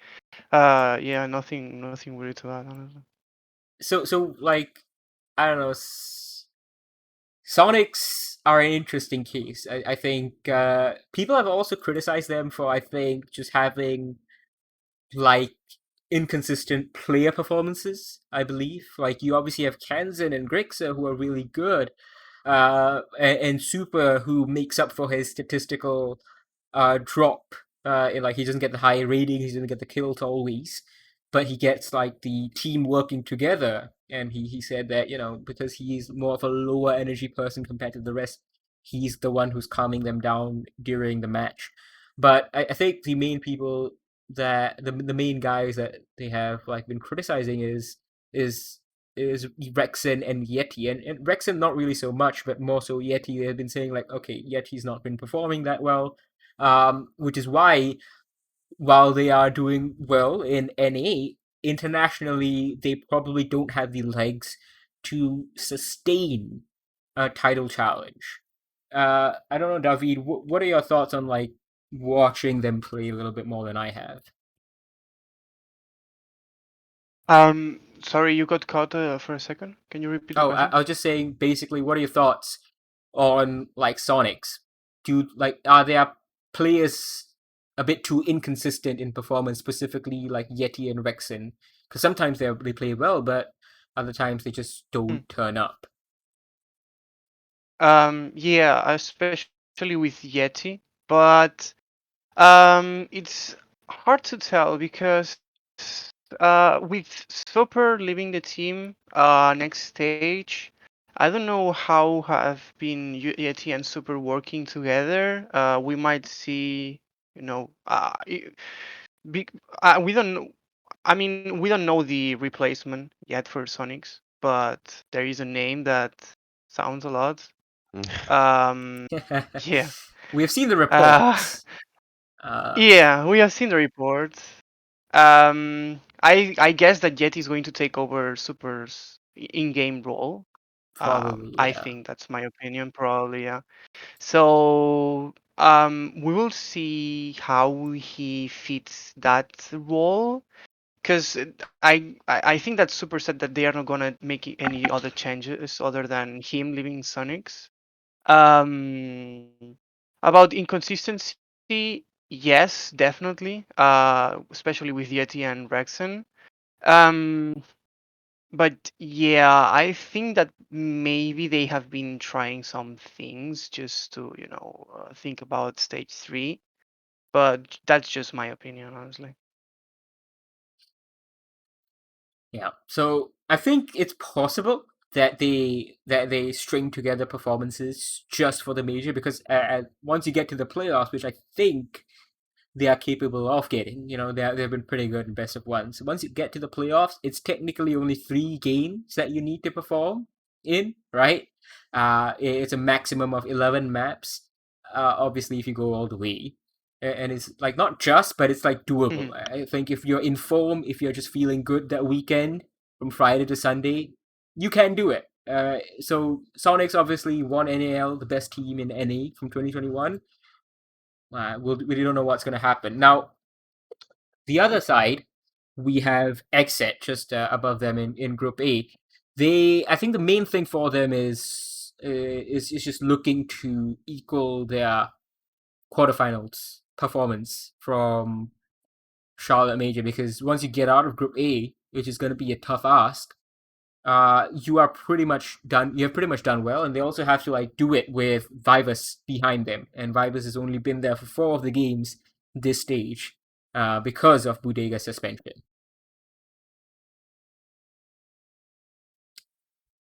Over Yep. on You want sorry, to talk, yeah, Twister? yeah. You got something to say? Sorry, Tristan. I thought we were just moving on. I just agree that I just want to repeat that this tournament will be one of the most exciting to watch. Yeah, So it's gonna be nuts. And Yeah. like the third one, sorry, you want to talk about Exet? Sorry, Davi. No, I mean, Okay. is just like small correction. Is it Vivas or Vivas? Oh, Because I that's have a the good doubt. question. Is it Vivas or Vivas Twister? You yeah, might know. Vivas. Vivas. I There. think it's Vivas because Vivas is like the English pronunciation. I was like, Yeah, I don't yeah, want to like say it, Vivas. but yeah, Vivas, right? Yeah, so I yeah. mean, they've gotten some practice in. The good news for Exet is like Budega told me that they think the same way. Like when they call the timeout, what strategies they talk about, the solution that they come up with is similar to Budega. So in that situation, I think Exet don't really have too much to change, and they've gotten a couple of games in to get used to Vivas's energy. But I think the other NA team, the final NA team here, OXG, we have heard some rumors of like roster changes, but personally, I think that this team right now is extremely strong. I don't know about you guys. They were first to qualify in NAL for a reason. And sure, Vertical like had a big drop in performance, but that the only reason he had a big drop in performance is he was so good in stage one. He was ridiculously good in stage one. Way too good. So like you can't really expect him to match that same performance. Instead, Newers has been pushing up. He's performed extremely well this stage. And I think like even though they're in like the group of death, if they escape this group of death, Redeemer said that, he wants to get the hard teams out of the way, and this is like as hard as it gets, really. You get them out of the way, you will have so much confidence for the playoffs, and that momentum that you have built, I think, will get you very far. Especially going out of this group specifically, as I mentioned it before, you are getting out a champion of other region. Yes. So you're getting out a champion of EU or a champion of Brazil, and this gives you a lot of confidence for the rest of the tournament. And to be pretty honest, I think that Oxygen is totally capable of doing it because Vertical is just a player that can perform in any situation. In many years he just keep performing and keep performing very good, but he don't have the spotlight on him most part of the times. I would say that he is basically on the same level of Nask, Psycho, and maybe I can't think in another name from other regions that kept the level of gameplay since the beginning of Siege. So Vertical Mm, is one of these guys that kept the correct. level and keep playing on the highest siege that he can and helping the team to grind. Yeah, I completely agree. Vertical has been like is quite consistent in case. And Oxygen has shown like a very good siege last stage. As we said before, they were the first team to qualify for the Berlin Major.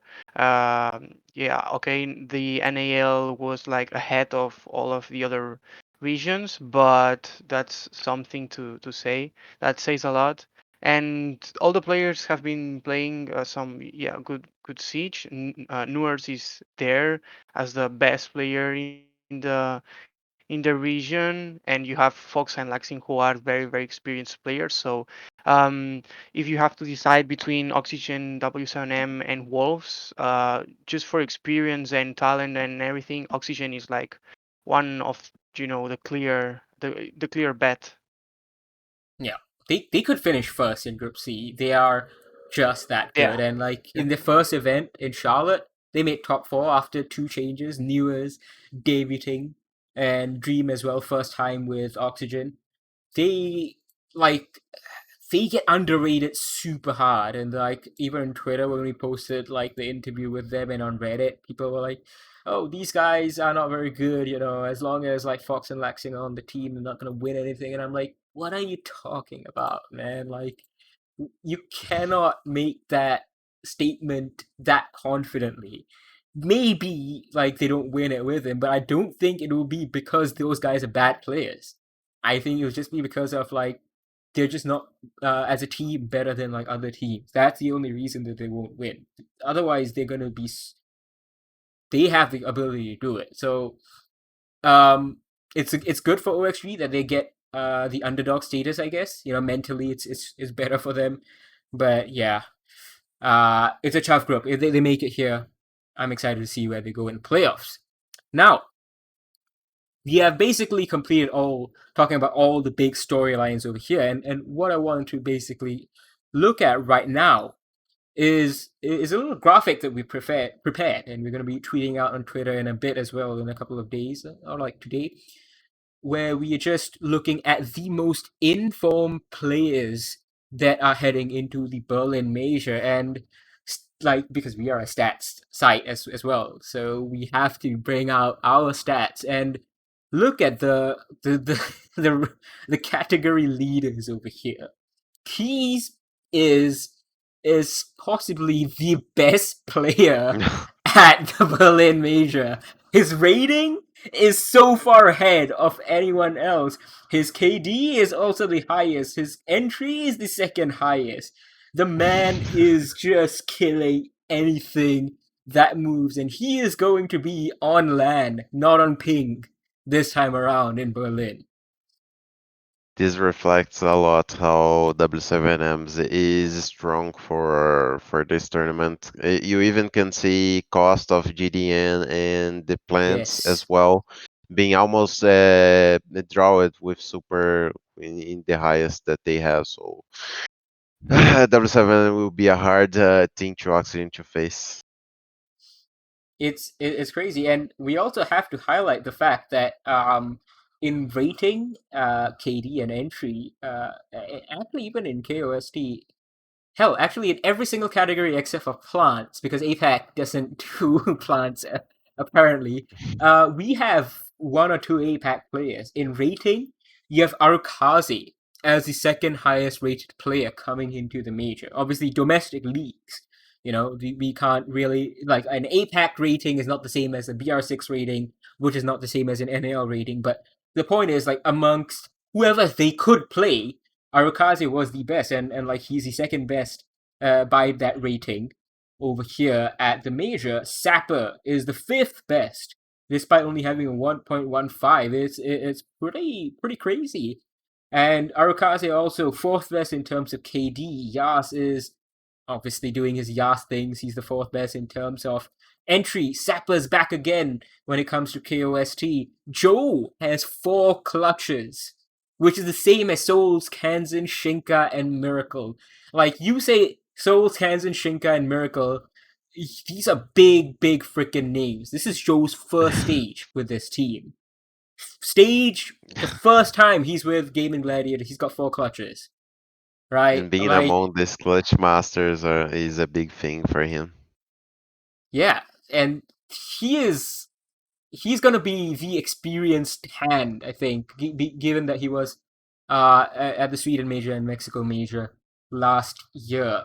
Any other stats that kind of stand out to you? I guess, David, you want to talk about Spoit, right? Spoit is what stands out the most because he is in rating, he is in the KD, he's in entries. Well, that's it, obviously. Yeah. But as a debutant rookie, however you want to call it, it's impressive to see him there, especially playing in Europe. Yeah, I think that he's going to have a hell of a major, because he has proven us that there's no pressure. He fits the role, he fits Rogue, and he's going to. I have high hopes that he's going to do very well in the major. And as you have pointed out, Keys and GDN, really good performances. Uh, yeah, Shinka also with very good number of clutches and plants, and yeah, I was looking at the graphic, and you can see at least a player from Oxygen, W7M, and Wolves and Gaming Gladiators. So it's like it really tells you how strong is Group C if you think about it. right?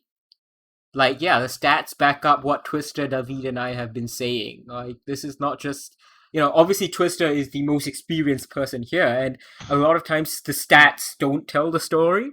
But in Group Yeah. C, the stats I agree. absolutely they tell the story over here because Mhm. just everyone is here pretty much from Group C. Even Gaming Gladiators are here. I think what's more interesting to me as well, one thing that I've just noticed is that EU is barely here, isn't it, Twister? Like you have Shenka appearing 3 times, and you have Users. Yuzus who appears twice, and then you have Spoit, and like that's kind of it. It's mostly NA and Brazil players, which obviously makes sense. Yeah, mostly because this is the two best regions on the game right now, and it looks like the both of these regions really discovered how to play the correct siege, how to play the winning siege that is being played these days. So you have the potential, you have the stats telling you the story right there that these guys really know how to impact the rounds, how to bring the results for their teams and how to manage to make all the team runs over it. Just like you said, there's Kanzen on clutches, there's Super on plans, there's Raxan on entries, there's Newers on just at the side of Casey in KD and rating. So there's a lot of really good people on this stage, and I would say that if you go over more than the top five, you still would see some Brazilian players, and you still Yeah, would no, see the some rest were NA players. Brazilians. There's like Pino, there's like Pinos around there, and like I remember when I was compiling the list, it was just like so much Brazil. EU was like very far, very very far down. Aside from Spoyd, of course, who's had one crazy season. Like you have these strong individual players, but they're not here at the Berlin Major. So like I guess it's a good thing in some ways that it speaks that like yes, your team is making it to the top four without like carry performances, but at the same time, Mhm. right? Sometimes you just need your players to be the best in the world. Yeah. You need some players to Exactly. appear in specific times. You need some players to do the clashes that is needed to take that first kills that is the most Exactly. difficult.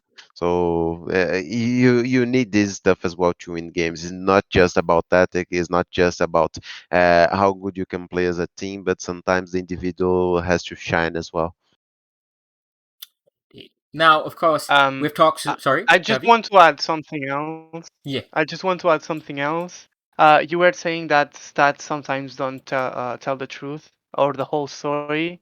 Hmm. Try to find Astralis logo in this graphic. Oh We were saying that they yes, are the favorites. They are the favorites yes. to Amazing win and point. everything, but there is no Astralis player in the graphic stat. Same for So FaZe yeah, Clan. the You stats just have say to. Same for face, yeah, except for same Silter. for face clan. Exactly, same for face. Yeah. Stats never tell the whole story, but no, well, face clan, yeah. Well, aside of clutches, yeah. They don't tell the whole story, but we will see. Yeah. Yeah, It's actually going that to be that's a an really good excellent minor. point. That's an excellent point, Davi. That's I actually how the hell did I like neither of us notice that until you said it. That is crazy. It's so true. Like FaZe and Astralis, we talked about how we think they are going to be the best teams in here. They're going to be grand finalists potentially. They don't appear anywhere here. So maybe in that sense, as I said, it's better to have a team that just kind of works together and makes the Berlin Major Exactly. rather than just have players who are forced to frag out. I think Twister, you'll agree with us here when we say that FaZe and Astralis both have the players who do it. They don't Yeah, have to do it because they work so well domestically. exactly. Specifically, when we talk about groups and things, it's not a good thing when you depend a lot on one player, when you depend a lot on some clutches. It's not a good Yeah. sign for the team. And in the case of Astralis and FaZe, as you just said, it's they have the players that are able to do it if they need, but they don't need to. So Exactly. they are able to just play the siege that they want to. They are able to manage to win every match, and when it happens to be the necessity of showing this appearance on clutchings, on rating, on entry kills, they have the players to do it. So I think they are on a perfect spot to win the major, both of them. Well, we'll see who it is. But first, it is time for all three of us to give our predictions for the group stage. I'm gonna go first because I think I've been thinking about this the whole day, and I've got my ideas. So I'm gonna say from Group A, the team that gets eliminated, one of them is going to be Damwon Kia. They're not gonna make it. I think they're gonna make it close, but I think they're gonna fall just short. The other team that I think is gonna fail is not NIP. I think NIP make it no matter what. It's really between Exet and Rogue. Um, and it's a really hard one. I just think Say it. Say it. Come on. I think it's Say Rogue who it. makes it. I think it's Rogue who makes it. I think No. Ah, who Exit. makes it? Okay, Yeah, yeah, fine, yeah. fine, fine. Yeah, Yeah. I think Rogue make it. Okay. I think Exit just is gonna be extremely tight. Group A is like, as we've said, it's insanely hard to predict. But it's going to be, I think, NIP number one. Oh wow, I can't. This looks really bad. NIP number one, and like Rogue number two over here in this group. Just like small margins Whoa, over here. Uh interesting. yeah, interesting. Yeah, well, okay. What are your Group A predictions? Honestly, the same. Like the same, exactly the same. So Yeah, okay, The I same. would say that pretty much the same, but I'm not that confident on NIP getting the first seed. really, to Maybe, what? yeah, maybe I would say that Rogue can have the first seed, Ooh, you are predicting. Let's but zoom just out a a little bit. surprise thing, not because of consistency or nothing about that. Maybe a surprising thing. Right. Okay. So you think that just the way that they're going to be playing is going to be a little bit shocking? Is it? Yeah, yeah. Interesting. So I you're want Maybe the to clash of maps. oh, true. I want to not change it, but I think that it's going to be between I think that Exet is not gonna make it. And I think Hmm. it's going to the second place is going to be between NIP and Damwonki, and it's going to be very close. Interesting. Um, so I think that NIP are going to take their revenge over Damwonkia and actually Yeah. qualify. Maybe the seeding. I didn't think about the seeding. But I'm going to say the same as Twister. First Rogue, second Cool. NIP. So I'm the odd one out, and that kind of makes me feel a little bit stupid because I'm not the coach here, and and I'm not, Don't and worry, Davi's don't not worry. backing me up. But It's a it is. risky say. Huh. Yeah. Yeah. Hell, you know what would be funny if Rogue doesn't make it at all? Like, Cam1 and Exet make it and all three of us are wrong over here. I think that would be quite funny. Group B, my turn again. FaZe obviously make it. I think the second one to follow them is gonna be Sonics. I think sorry to Sandbox and like sorry to G2. They only have to walk like 2 minutes to get back home. But sorry, G2. I don't think you're going too far inside of the theater. FaZe easy number one in my opinion, and Sonics with fighting with G2 for second place, but Sonics to make it. This time G2 don't have a right to give them their playoffs spot, so I'm pretty much to say the same. Yeah. They're not making it. Even with a Sonic's not good performance, but I'm still seeing both of these things going to the playoffs, Sonics and FaZe Clan. Who do you think will be first? FaZe, right? Yeah, FaZe for sure. Yeah, easy. David, I'm sure there's no differences here. FaZe Clan first, G2 second. Whoa! G2 Sonics out. Alemão is going to win the battle against Super. Yeah, Sonics. Alemão jinxed the discussion, so that's another point. Wait, what's his jinx? Like, for someone, please explain. He said on Twitter that he would just retire Ah, super on the best way possible. So I oh think GG is lord. losing it all. Rainbow Oh Six man. events. Come on, do your Yeah. job. It's G2 is obviously, I think there's a chance, but like I just find it hard to bet against Sonics just because of their 2021. They haven't changed roster. They have finally understood what attacker repick is, or like how strong it can be. Really, that's the reason I think like Sonics makes it. And I think that's why Twister as well picked Sonics. But well, Mhm. we'll see. Group C time. Oh my god, this is like this is Yeah, this is the this is the Can one I where go I think first? that's a yeah, difficult sure, one. Twister, go for it. Like I'll he's like picking Bunny. W7M Yeah. on second seed. Mm-hmm.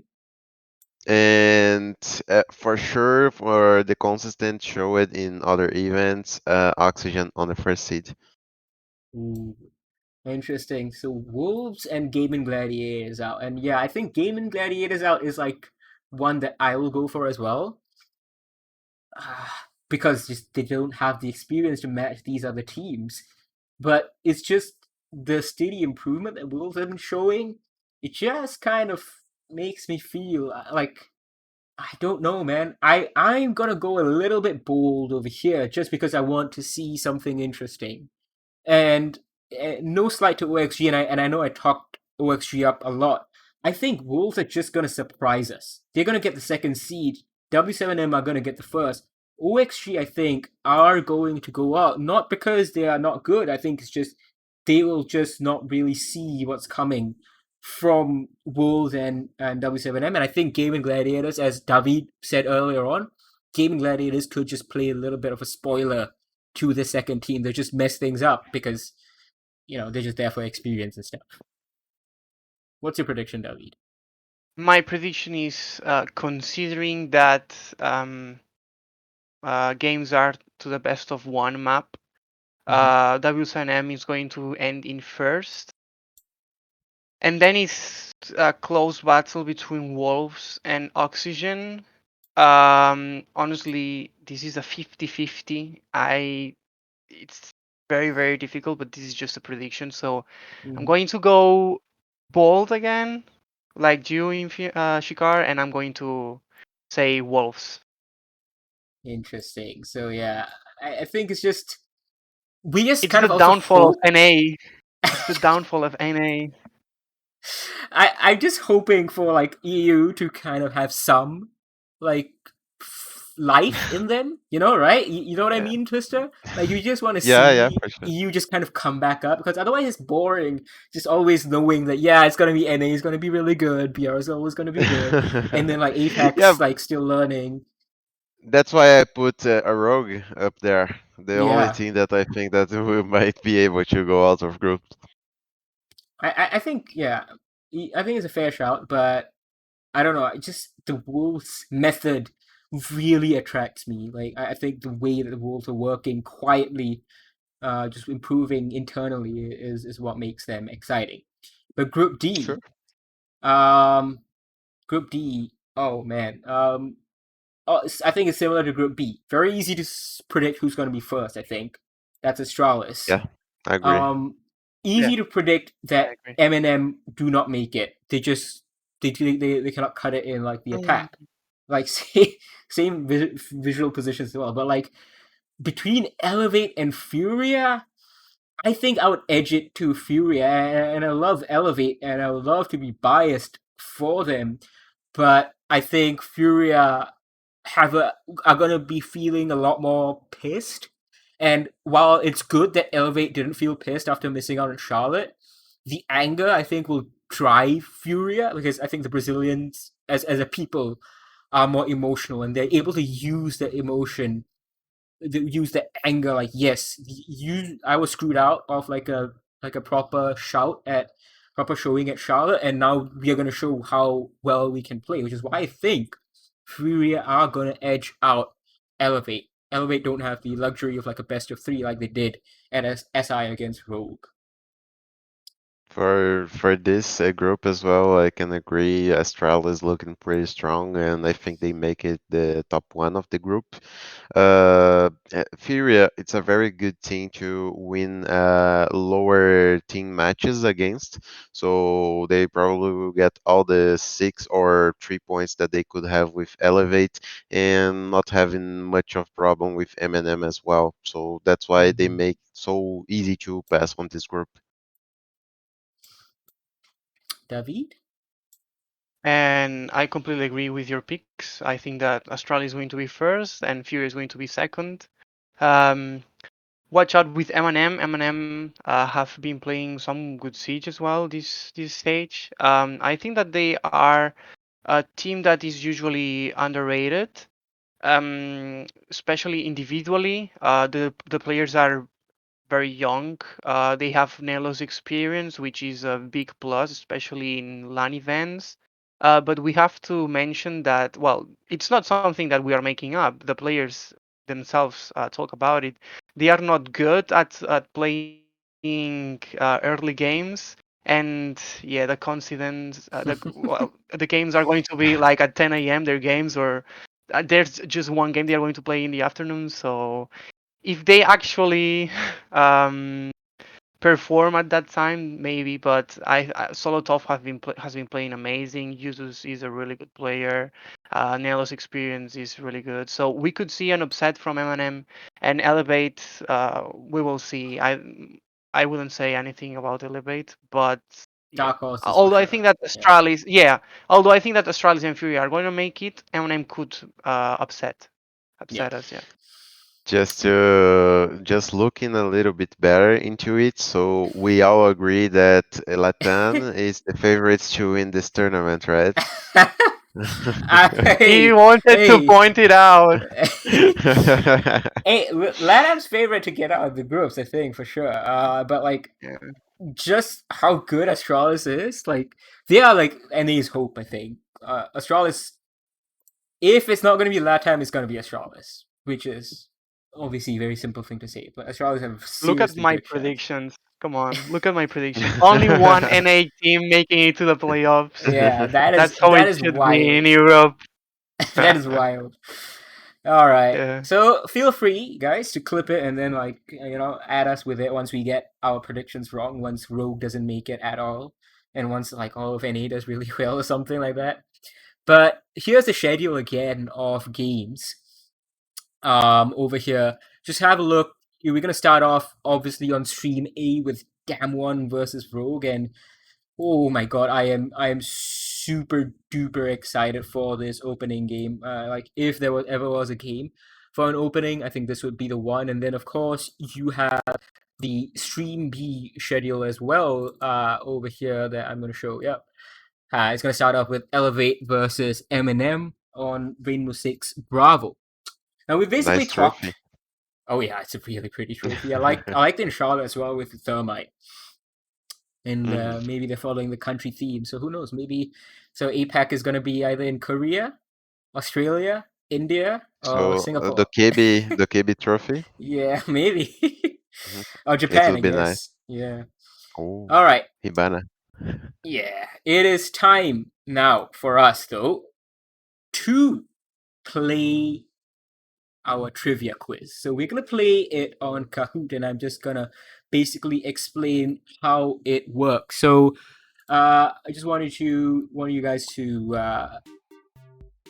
there's gonna be some audio coming in over here, so just go over to kahoot.it, I believe, right? And just look at the instructions. Go to kahoot.it on your phones or like on your laptop as well. I think it's possible, and enter the game pin.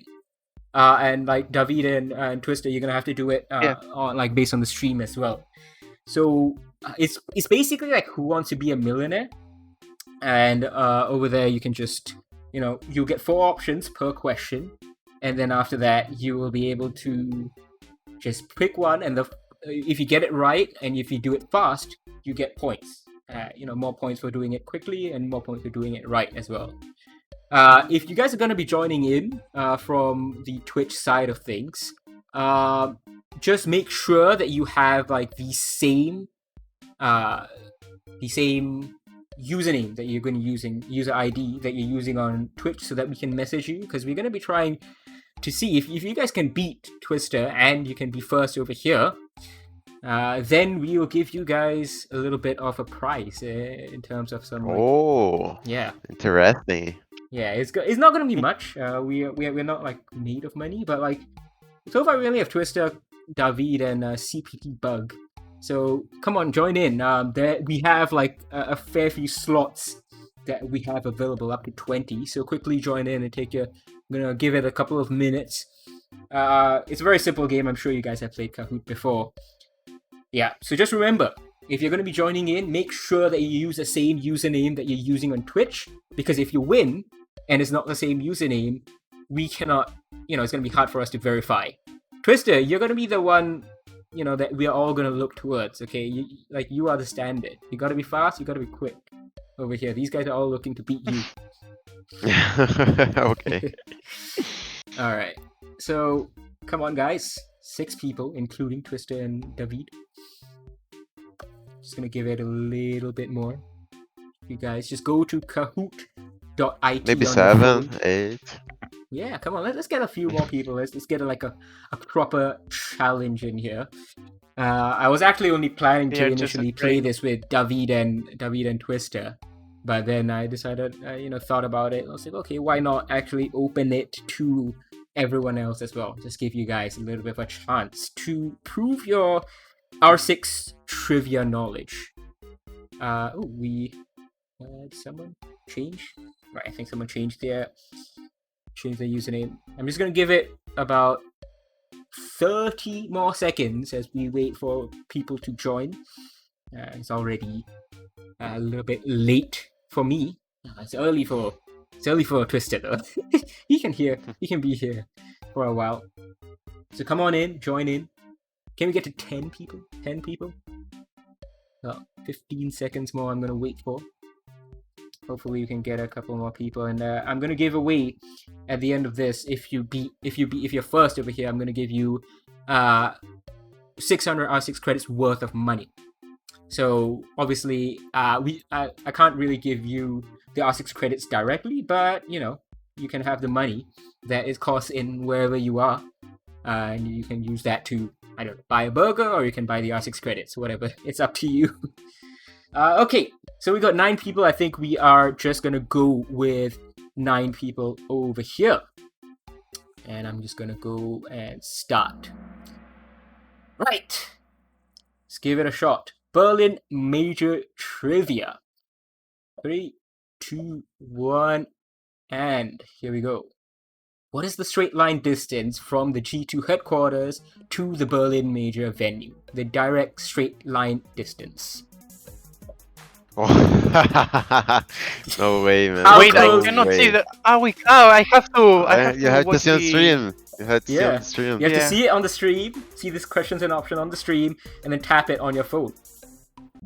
I just shot it. I just shot it. I don't really Let's know. see. That's cool. Look at that. 5 people. Most of you got it right. That's impressive. I got it. I got it. Nice. I knew it, but Oh, Lollybomb. I made a mistake. Lollybomb takes the early lead ahead of Twister, and the card coming in on the podium. David, where are you? You are. I made a mistake. SiegeGG Like expert. I couldn't answer. Next I question. couldn't answer. In what situation did Game I Ready ran out of secure time. the Berlin Major ticket? Was it a 1v3 clutch, a 1v2 clutch, a 2v4 clutch, or a 1v1 clutch? This David always- knows. David knows that. David, you got this No, right? but I ran out of time. I unfortunate. don't know what. No, but that's so unfair. I cannot see. I just have the colors, Twister. but I don't know what answer does it belong to. All right. Okay, so hopefully the other few questions, I think that was accidentally a 10-second question, but the other questions are like 20 seconds. Twister takes the lead. Lollybomb didn't quite get it right. Ooh. Get ready for the next question now. Question number 3. How many combined SI points do NA teams at the Berlin Major have so far? All the NA teams at the Berlin Major, how many SI points do they have? Combined? 2585, 2225, 2445, or 2635? Goes red, blue, yellow, and then green. Just another shoot. I can't imagine never made the counts. Oh my god, Time's I'm up on again. fire! I'm on fire, man. Time's up again. Time's up Hey, again. Twister is absolutely on fire. David, you gotta be faster, man. But Oh, look at that. I Look cannot at that see. streak. I cannot see the. You can't see the question. I cannot the see options? Is it not the. loading fast enough? No. Oh, that's No. unfortunate, man. I'm sorry. That's it's working, I think. Maybe CPP let me bug. reload the. Yeah, maybe just Let me reload the reload it stream. if you can. Remember, the pin is 572436. So hopefully it doesn't mess up for you. You're gonna give you a second or two. Let me know when you reload it, David. Yeah, I just reloaded it. All right, sick. You're in again. Ready? Yeah. All right. Ready. Next question. Question number 4. How many bridges are there in Berlin? Bridges. Yes. City trivia. Oh my How god. many bridges are there in Berlin? I would just try this one, but I'm pretty sure that I'm wrong. Get your answers in. 3, 2, 1. Yeah, wrong. Ooh, yep. There are actually I didn't Shoot. know. I think this is insane. 2,200 bridges That's a lot of in bridges. the city. Apparently, it's more than Amsterdam and more than Venice, even which is just Amsterdam crazy. is full of. Crazy to see. Amsterdam is full of 2,200. bridges. CPP Bug takes the lead. Only one person got this question right. That's actually crazy. Wow. Next question. How many combined SR points do LATAM teams at the Berlin Major have so far? NA had like 2,500 something. How many do LATAM have? 1850, 1630, 1775, or 1760?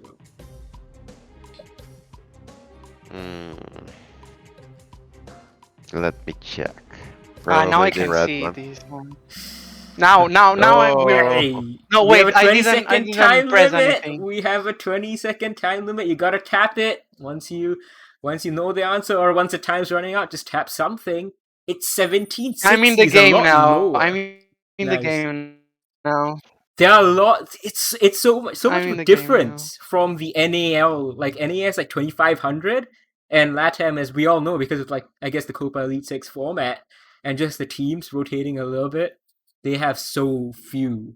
CPP Bug maintains the lead in 2274. Twister, you're still number 2. Come on, man.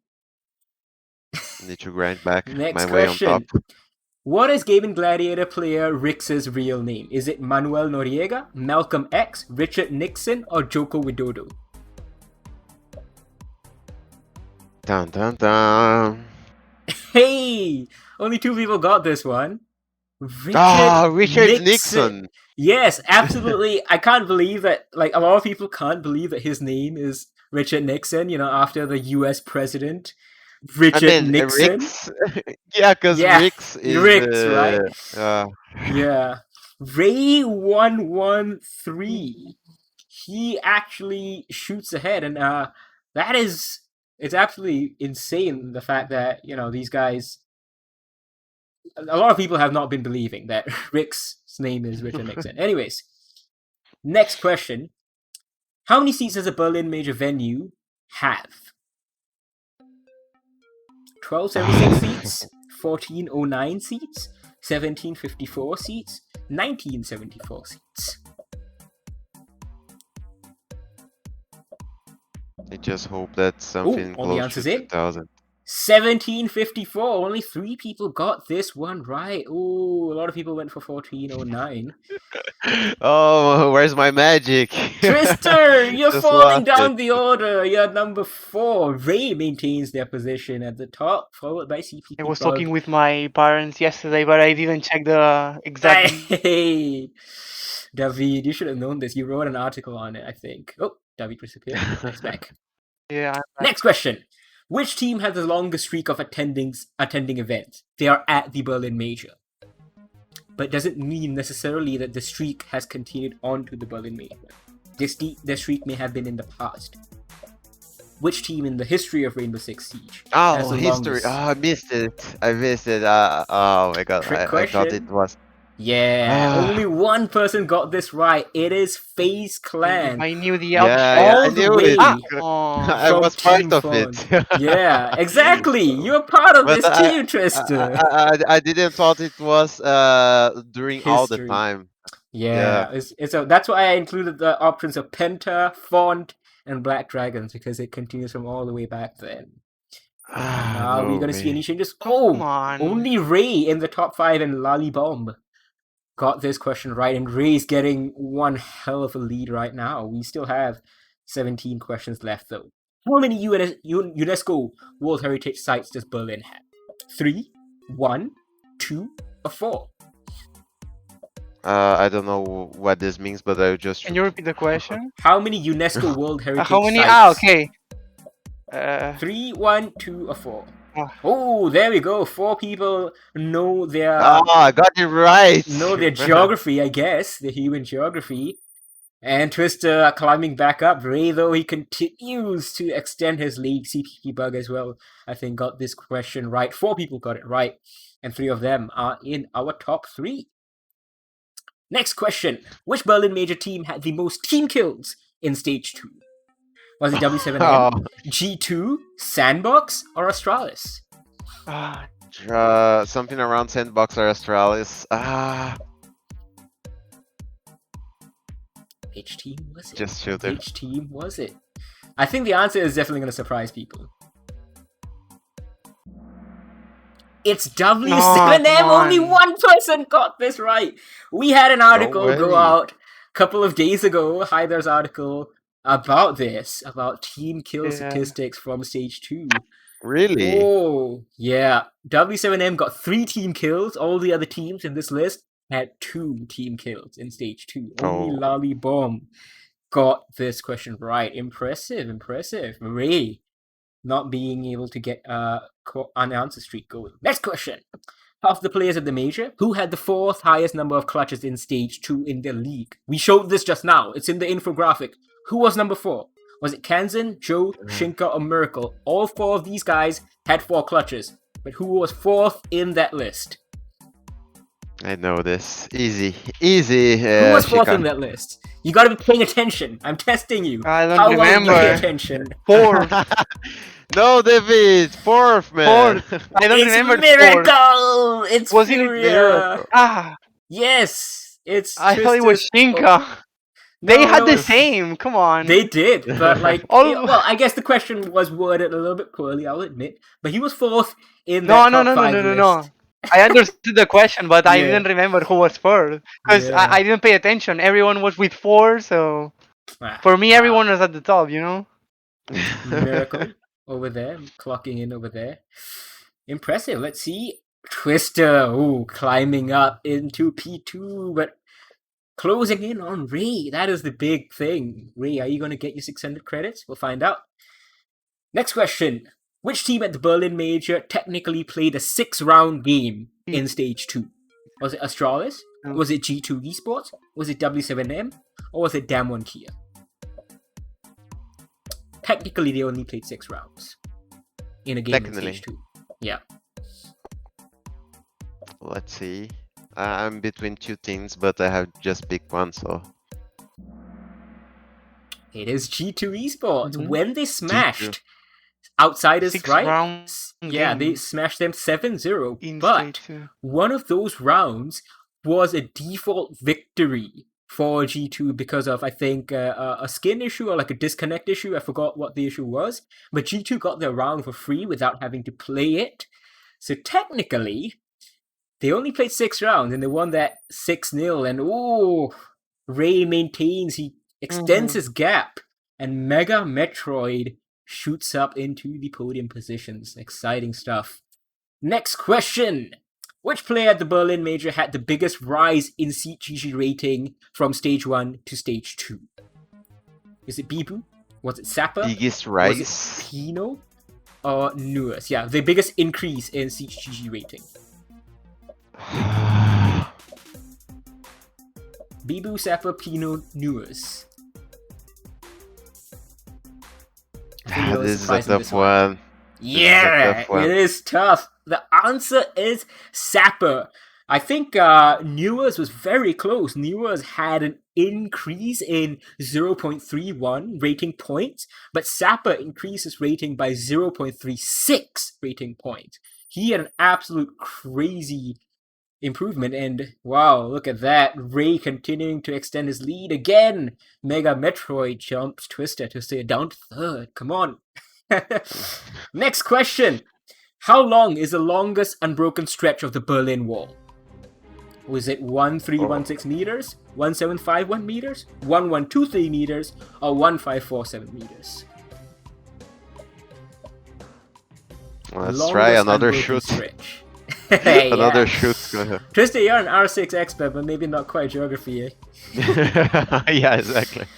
Well, the answer is 1316 meters. That is the longest unbroken stretch of the Berlin Wall. And if you guys are going to be in Berlin for the major, you can go check it out. It's also an art gallery at the same time. Very cool stuff going on over there. Lollybomb! Whoa! With an absolute crazy rise from P4 to P2. Ray, Mega Metroid, Twister. I don't think any of you guys got this one right. Next question.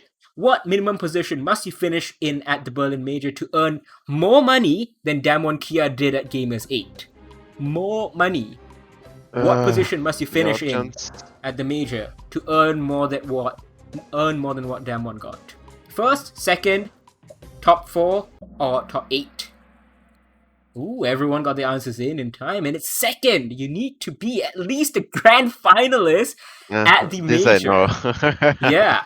Because top 4 gets you $40,000, which is the same as you get for being the worst team at Gamers 8, which Damwon Kia were. They were 7th, 8th over there. Easy one. No, that one Kia won 104. Was it? No, Liquidpedia said 40k. But 100 because it was 100 guaranteed for all teams. Yeah, and right. then But 40... like just at Gamers 8, I guess. But maybe there's room for interpretation. But the points have been tallied up. Twister moving back up to 3rd. Next question. Which player at the Berlin Major had the second lowest SiegeGG rating in Stage 2? Second lowest, not the lowest. Second lowest SiegeGG rating overall? Yeah. In Stage 2, and he's at the Berlin Major. Is it Super? Is it Rix? Is it Neonical? Or is it Dream? He's at the Berlin Major? Yes. Yeah. So... Ooh, that's right. Most of you guys got this right. Neonical, that's right. The lowest rating was Super, but I thought it was a little bit too easy, so I went for the question for second lowest rating. Yeah, Neonical didn't really have the best situation, but he is at the Major regardless. And let's see. Ooh, Mega Metroid shooting up to P2. Ray still ahead though with 5,900 points. We only have 9 more questions left. Next question. How many teams could have been tied on the final Stage 2 NA Playday? How many teams could have been tied in terms of points? Would you have seen a 5-way tie, a 4-way tie, a 6-way tie, or a 7-way tie? We had an article on this. Gotta remember this. Let's see how much you read the website. Oh, that takes a little bit. Let's see. Only one person got this right. Twister, do you get this right? No. I went for 7. It could have been a 6-way tie on the final day. Oh, CPP Bug was the one who got this right, still in our top 5 because of it. Oh, keeping pace with the other 3. Where are Ray you, 113. David? Which of these is not a real museum in Berlin? The Lipstick Museum, the Gay Museum, the Hemp Museum, or the Ice Cream Museum? Which of these is not a real museum? I don't even know what is a hemp, so it's hard for me though. Let's see. Ooh, a lot of people went for Hemp Museum, but hemp is apparently some kind of like a plant, which I think it's a similar plant to like cannabis, but it's actually used for furniture and stuff. The Ice Cream Museum is a thing in other countries, but it's not a thing in Berlin. They have a lipstick museum and they have a gay museum. I'm surprised no one actually went for gay museum. I thought that would be like a bait option. Let's see any changes. Really. Ooh, Twister dropping down to 5th, and Lollybomb has closed the gap to Ray. Ray has not gotten a couple of questions right so far. Next question. What percentage chance of qualification did NIP have before the BR6 Super Week?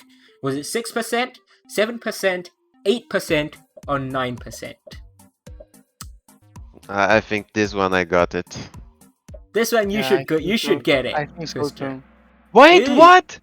It's Come on. 7%. So 7. Yes. 7? no, Yes. I put 9. I put 9. It was 7%. I put 6. It was 7% because David, I Evan? know you wrote the article on this, but we actually got this one wrong initially. We pulled the phase percentage. Phase, if they lost before the Super Week, if they lost in regulation, would have a 6% chance. NIP, after they lost in regulation, they finished up with a 7% chance of making it to the Copa Elite 6, and they eventually made it. So 7%. Thank you for Super Booney for the stats over there for calculating all the percentage. Only one person got this right, and it was Mega Metroid. Oh, further closing in the gap. Ray has not gotten like 4 questions or 5 questions in a row correctly. He can be beaten. So, which one of these were not the former organizations that the Sandbox players played under? Was it Team Yeti, SGA, Cloud9, or Element Mystic? Which of these were not Okay, the I know former this one. org for the I know this Sandbox I know as this well. players? one. Maybe I can get back to the top 3 or top Maybe? 4 after that. That's right. It was SGA Esports. Yeti, they played very briefly under. Element Mystic, they took a little bit more time. Cloud9, they were Paris obviously Major. the longest with Cloud9. I'm glad no one picked Cloud9. SGA is an entirely different team and organ. Yeah, there we go. Twister making his way back up. Ray finally gets a question right. And so does Mega Metroid. Well, let's see. Next question. We only have 5 remaining. How many players will be making the international debuts at the Berlin Major? I know this one. 11, 12, 13, or 14? Now, there is a big hint. I read this article. read this Hey! one. Yeah, you read this article, and I wonder when it was released. I wonder when this article was released. This article was released literally half an hour before we went live here on SiegeGG Live. 11 players will be making the international debuts at the Berlin Major. The article's on our site, is on the front page. Go check it out. It's a great piece looking at all the rookies over here. And let's see. Oh, we have a new leader. It's going to be Mega Metroid leading over here as Ray gets dethroned. That is a big shift. And with just 4 questions remaining. Next question. Where was the August Major originally set to be held?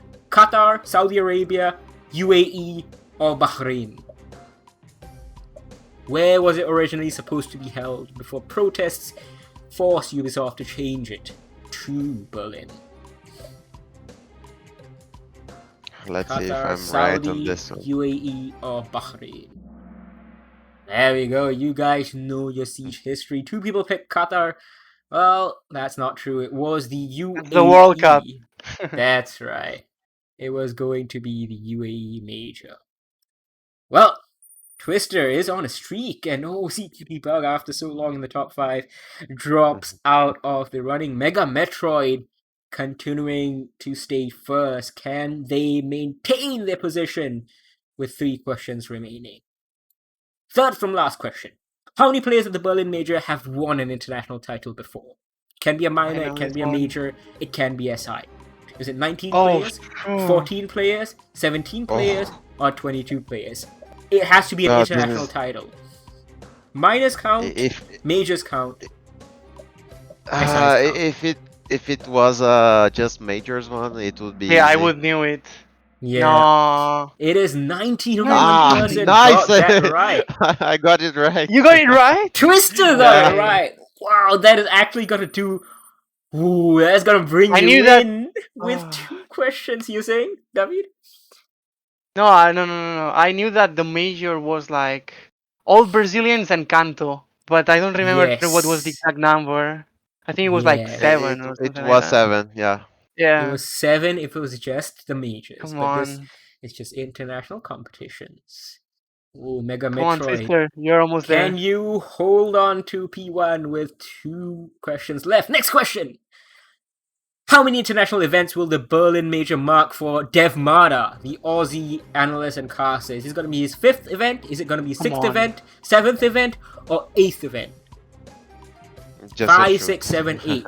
Which one? Help me, Dev Marta, help me. No. It's 7. I went He for has 6. attended 7 international events. Some of them, they have been from home during the pandemic, but he has been at those events regardless. 2 people got this right. Mega Metroid. To be pretty honest, I don't know even how many events I've been. So well, trying to keep count, and CPP Bug makes it in.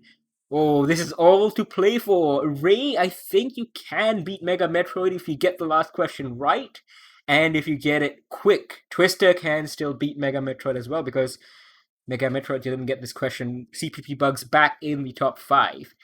Final question for our Berlin Major trivia.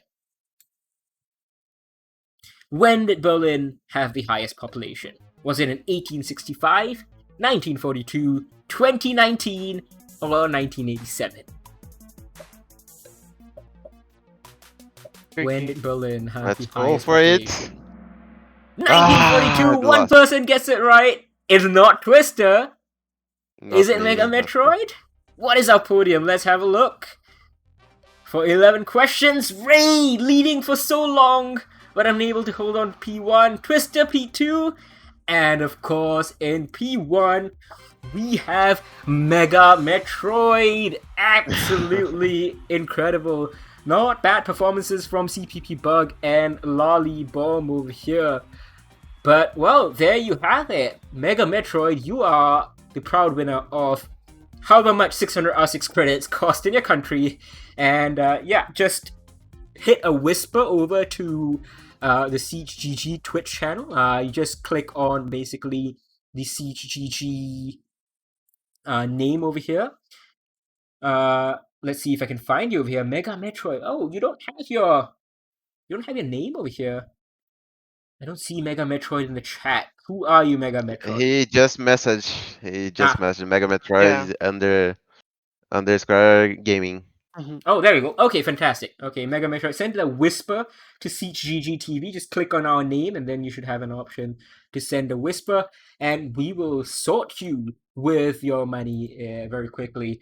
But thank you very much for tuning in, and I hope this was basically a little bit fun for you guys to basically just have a little bit of fun and just learn about the Berlin Major, about the city, about the teams.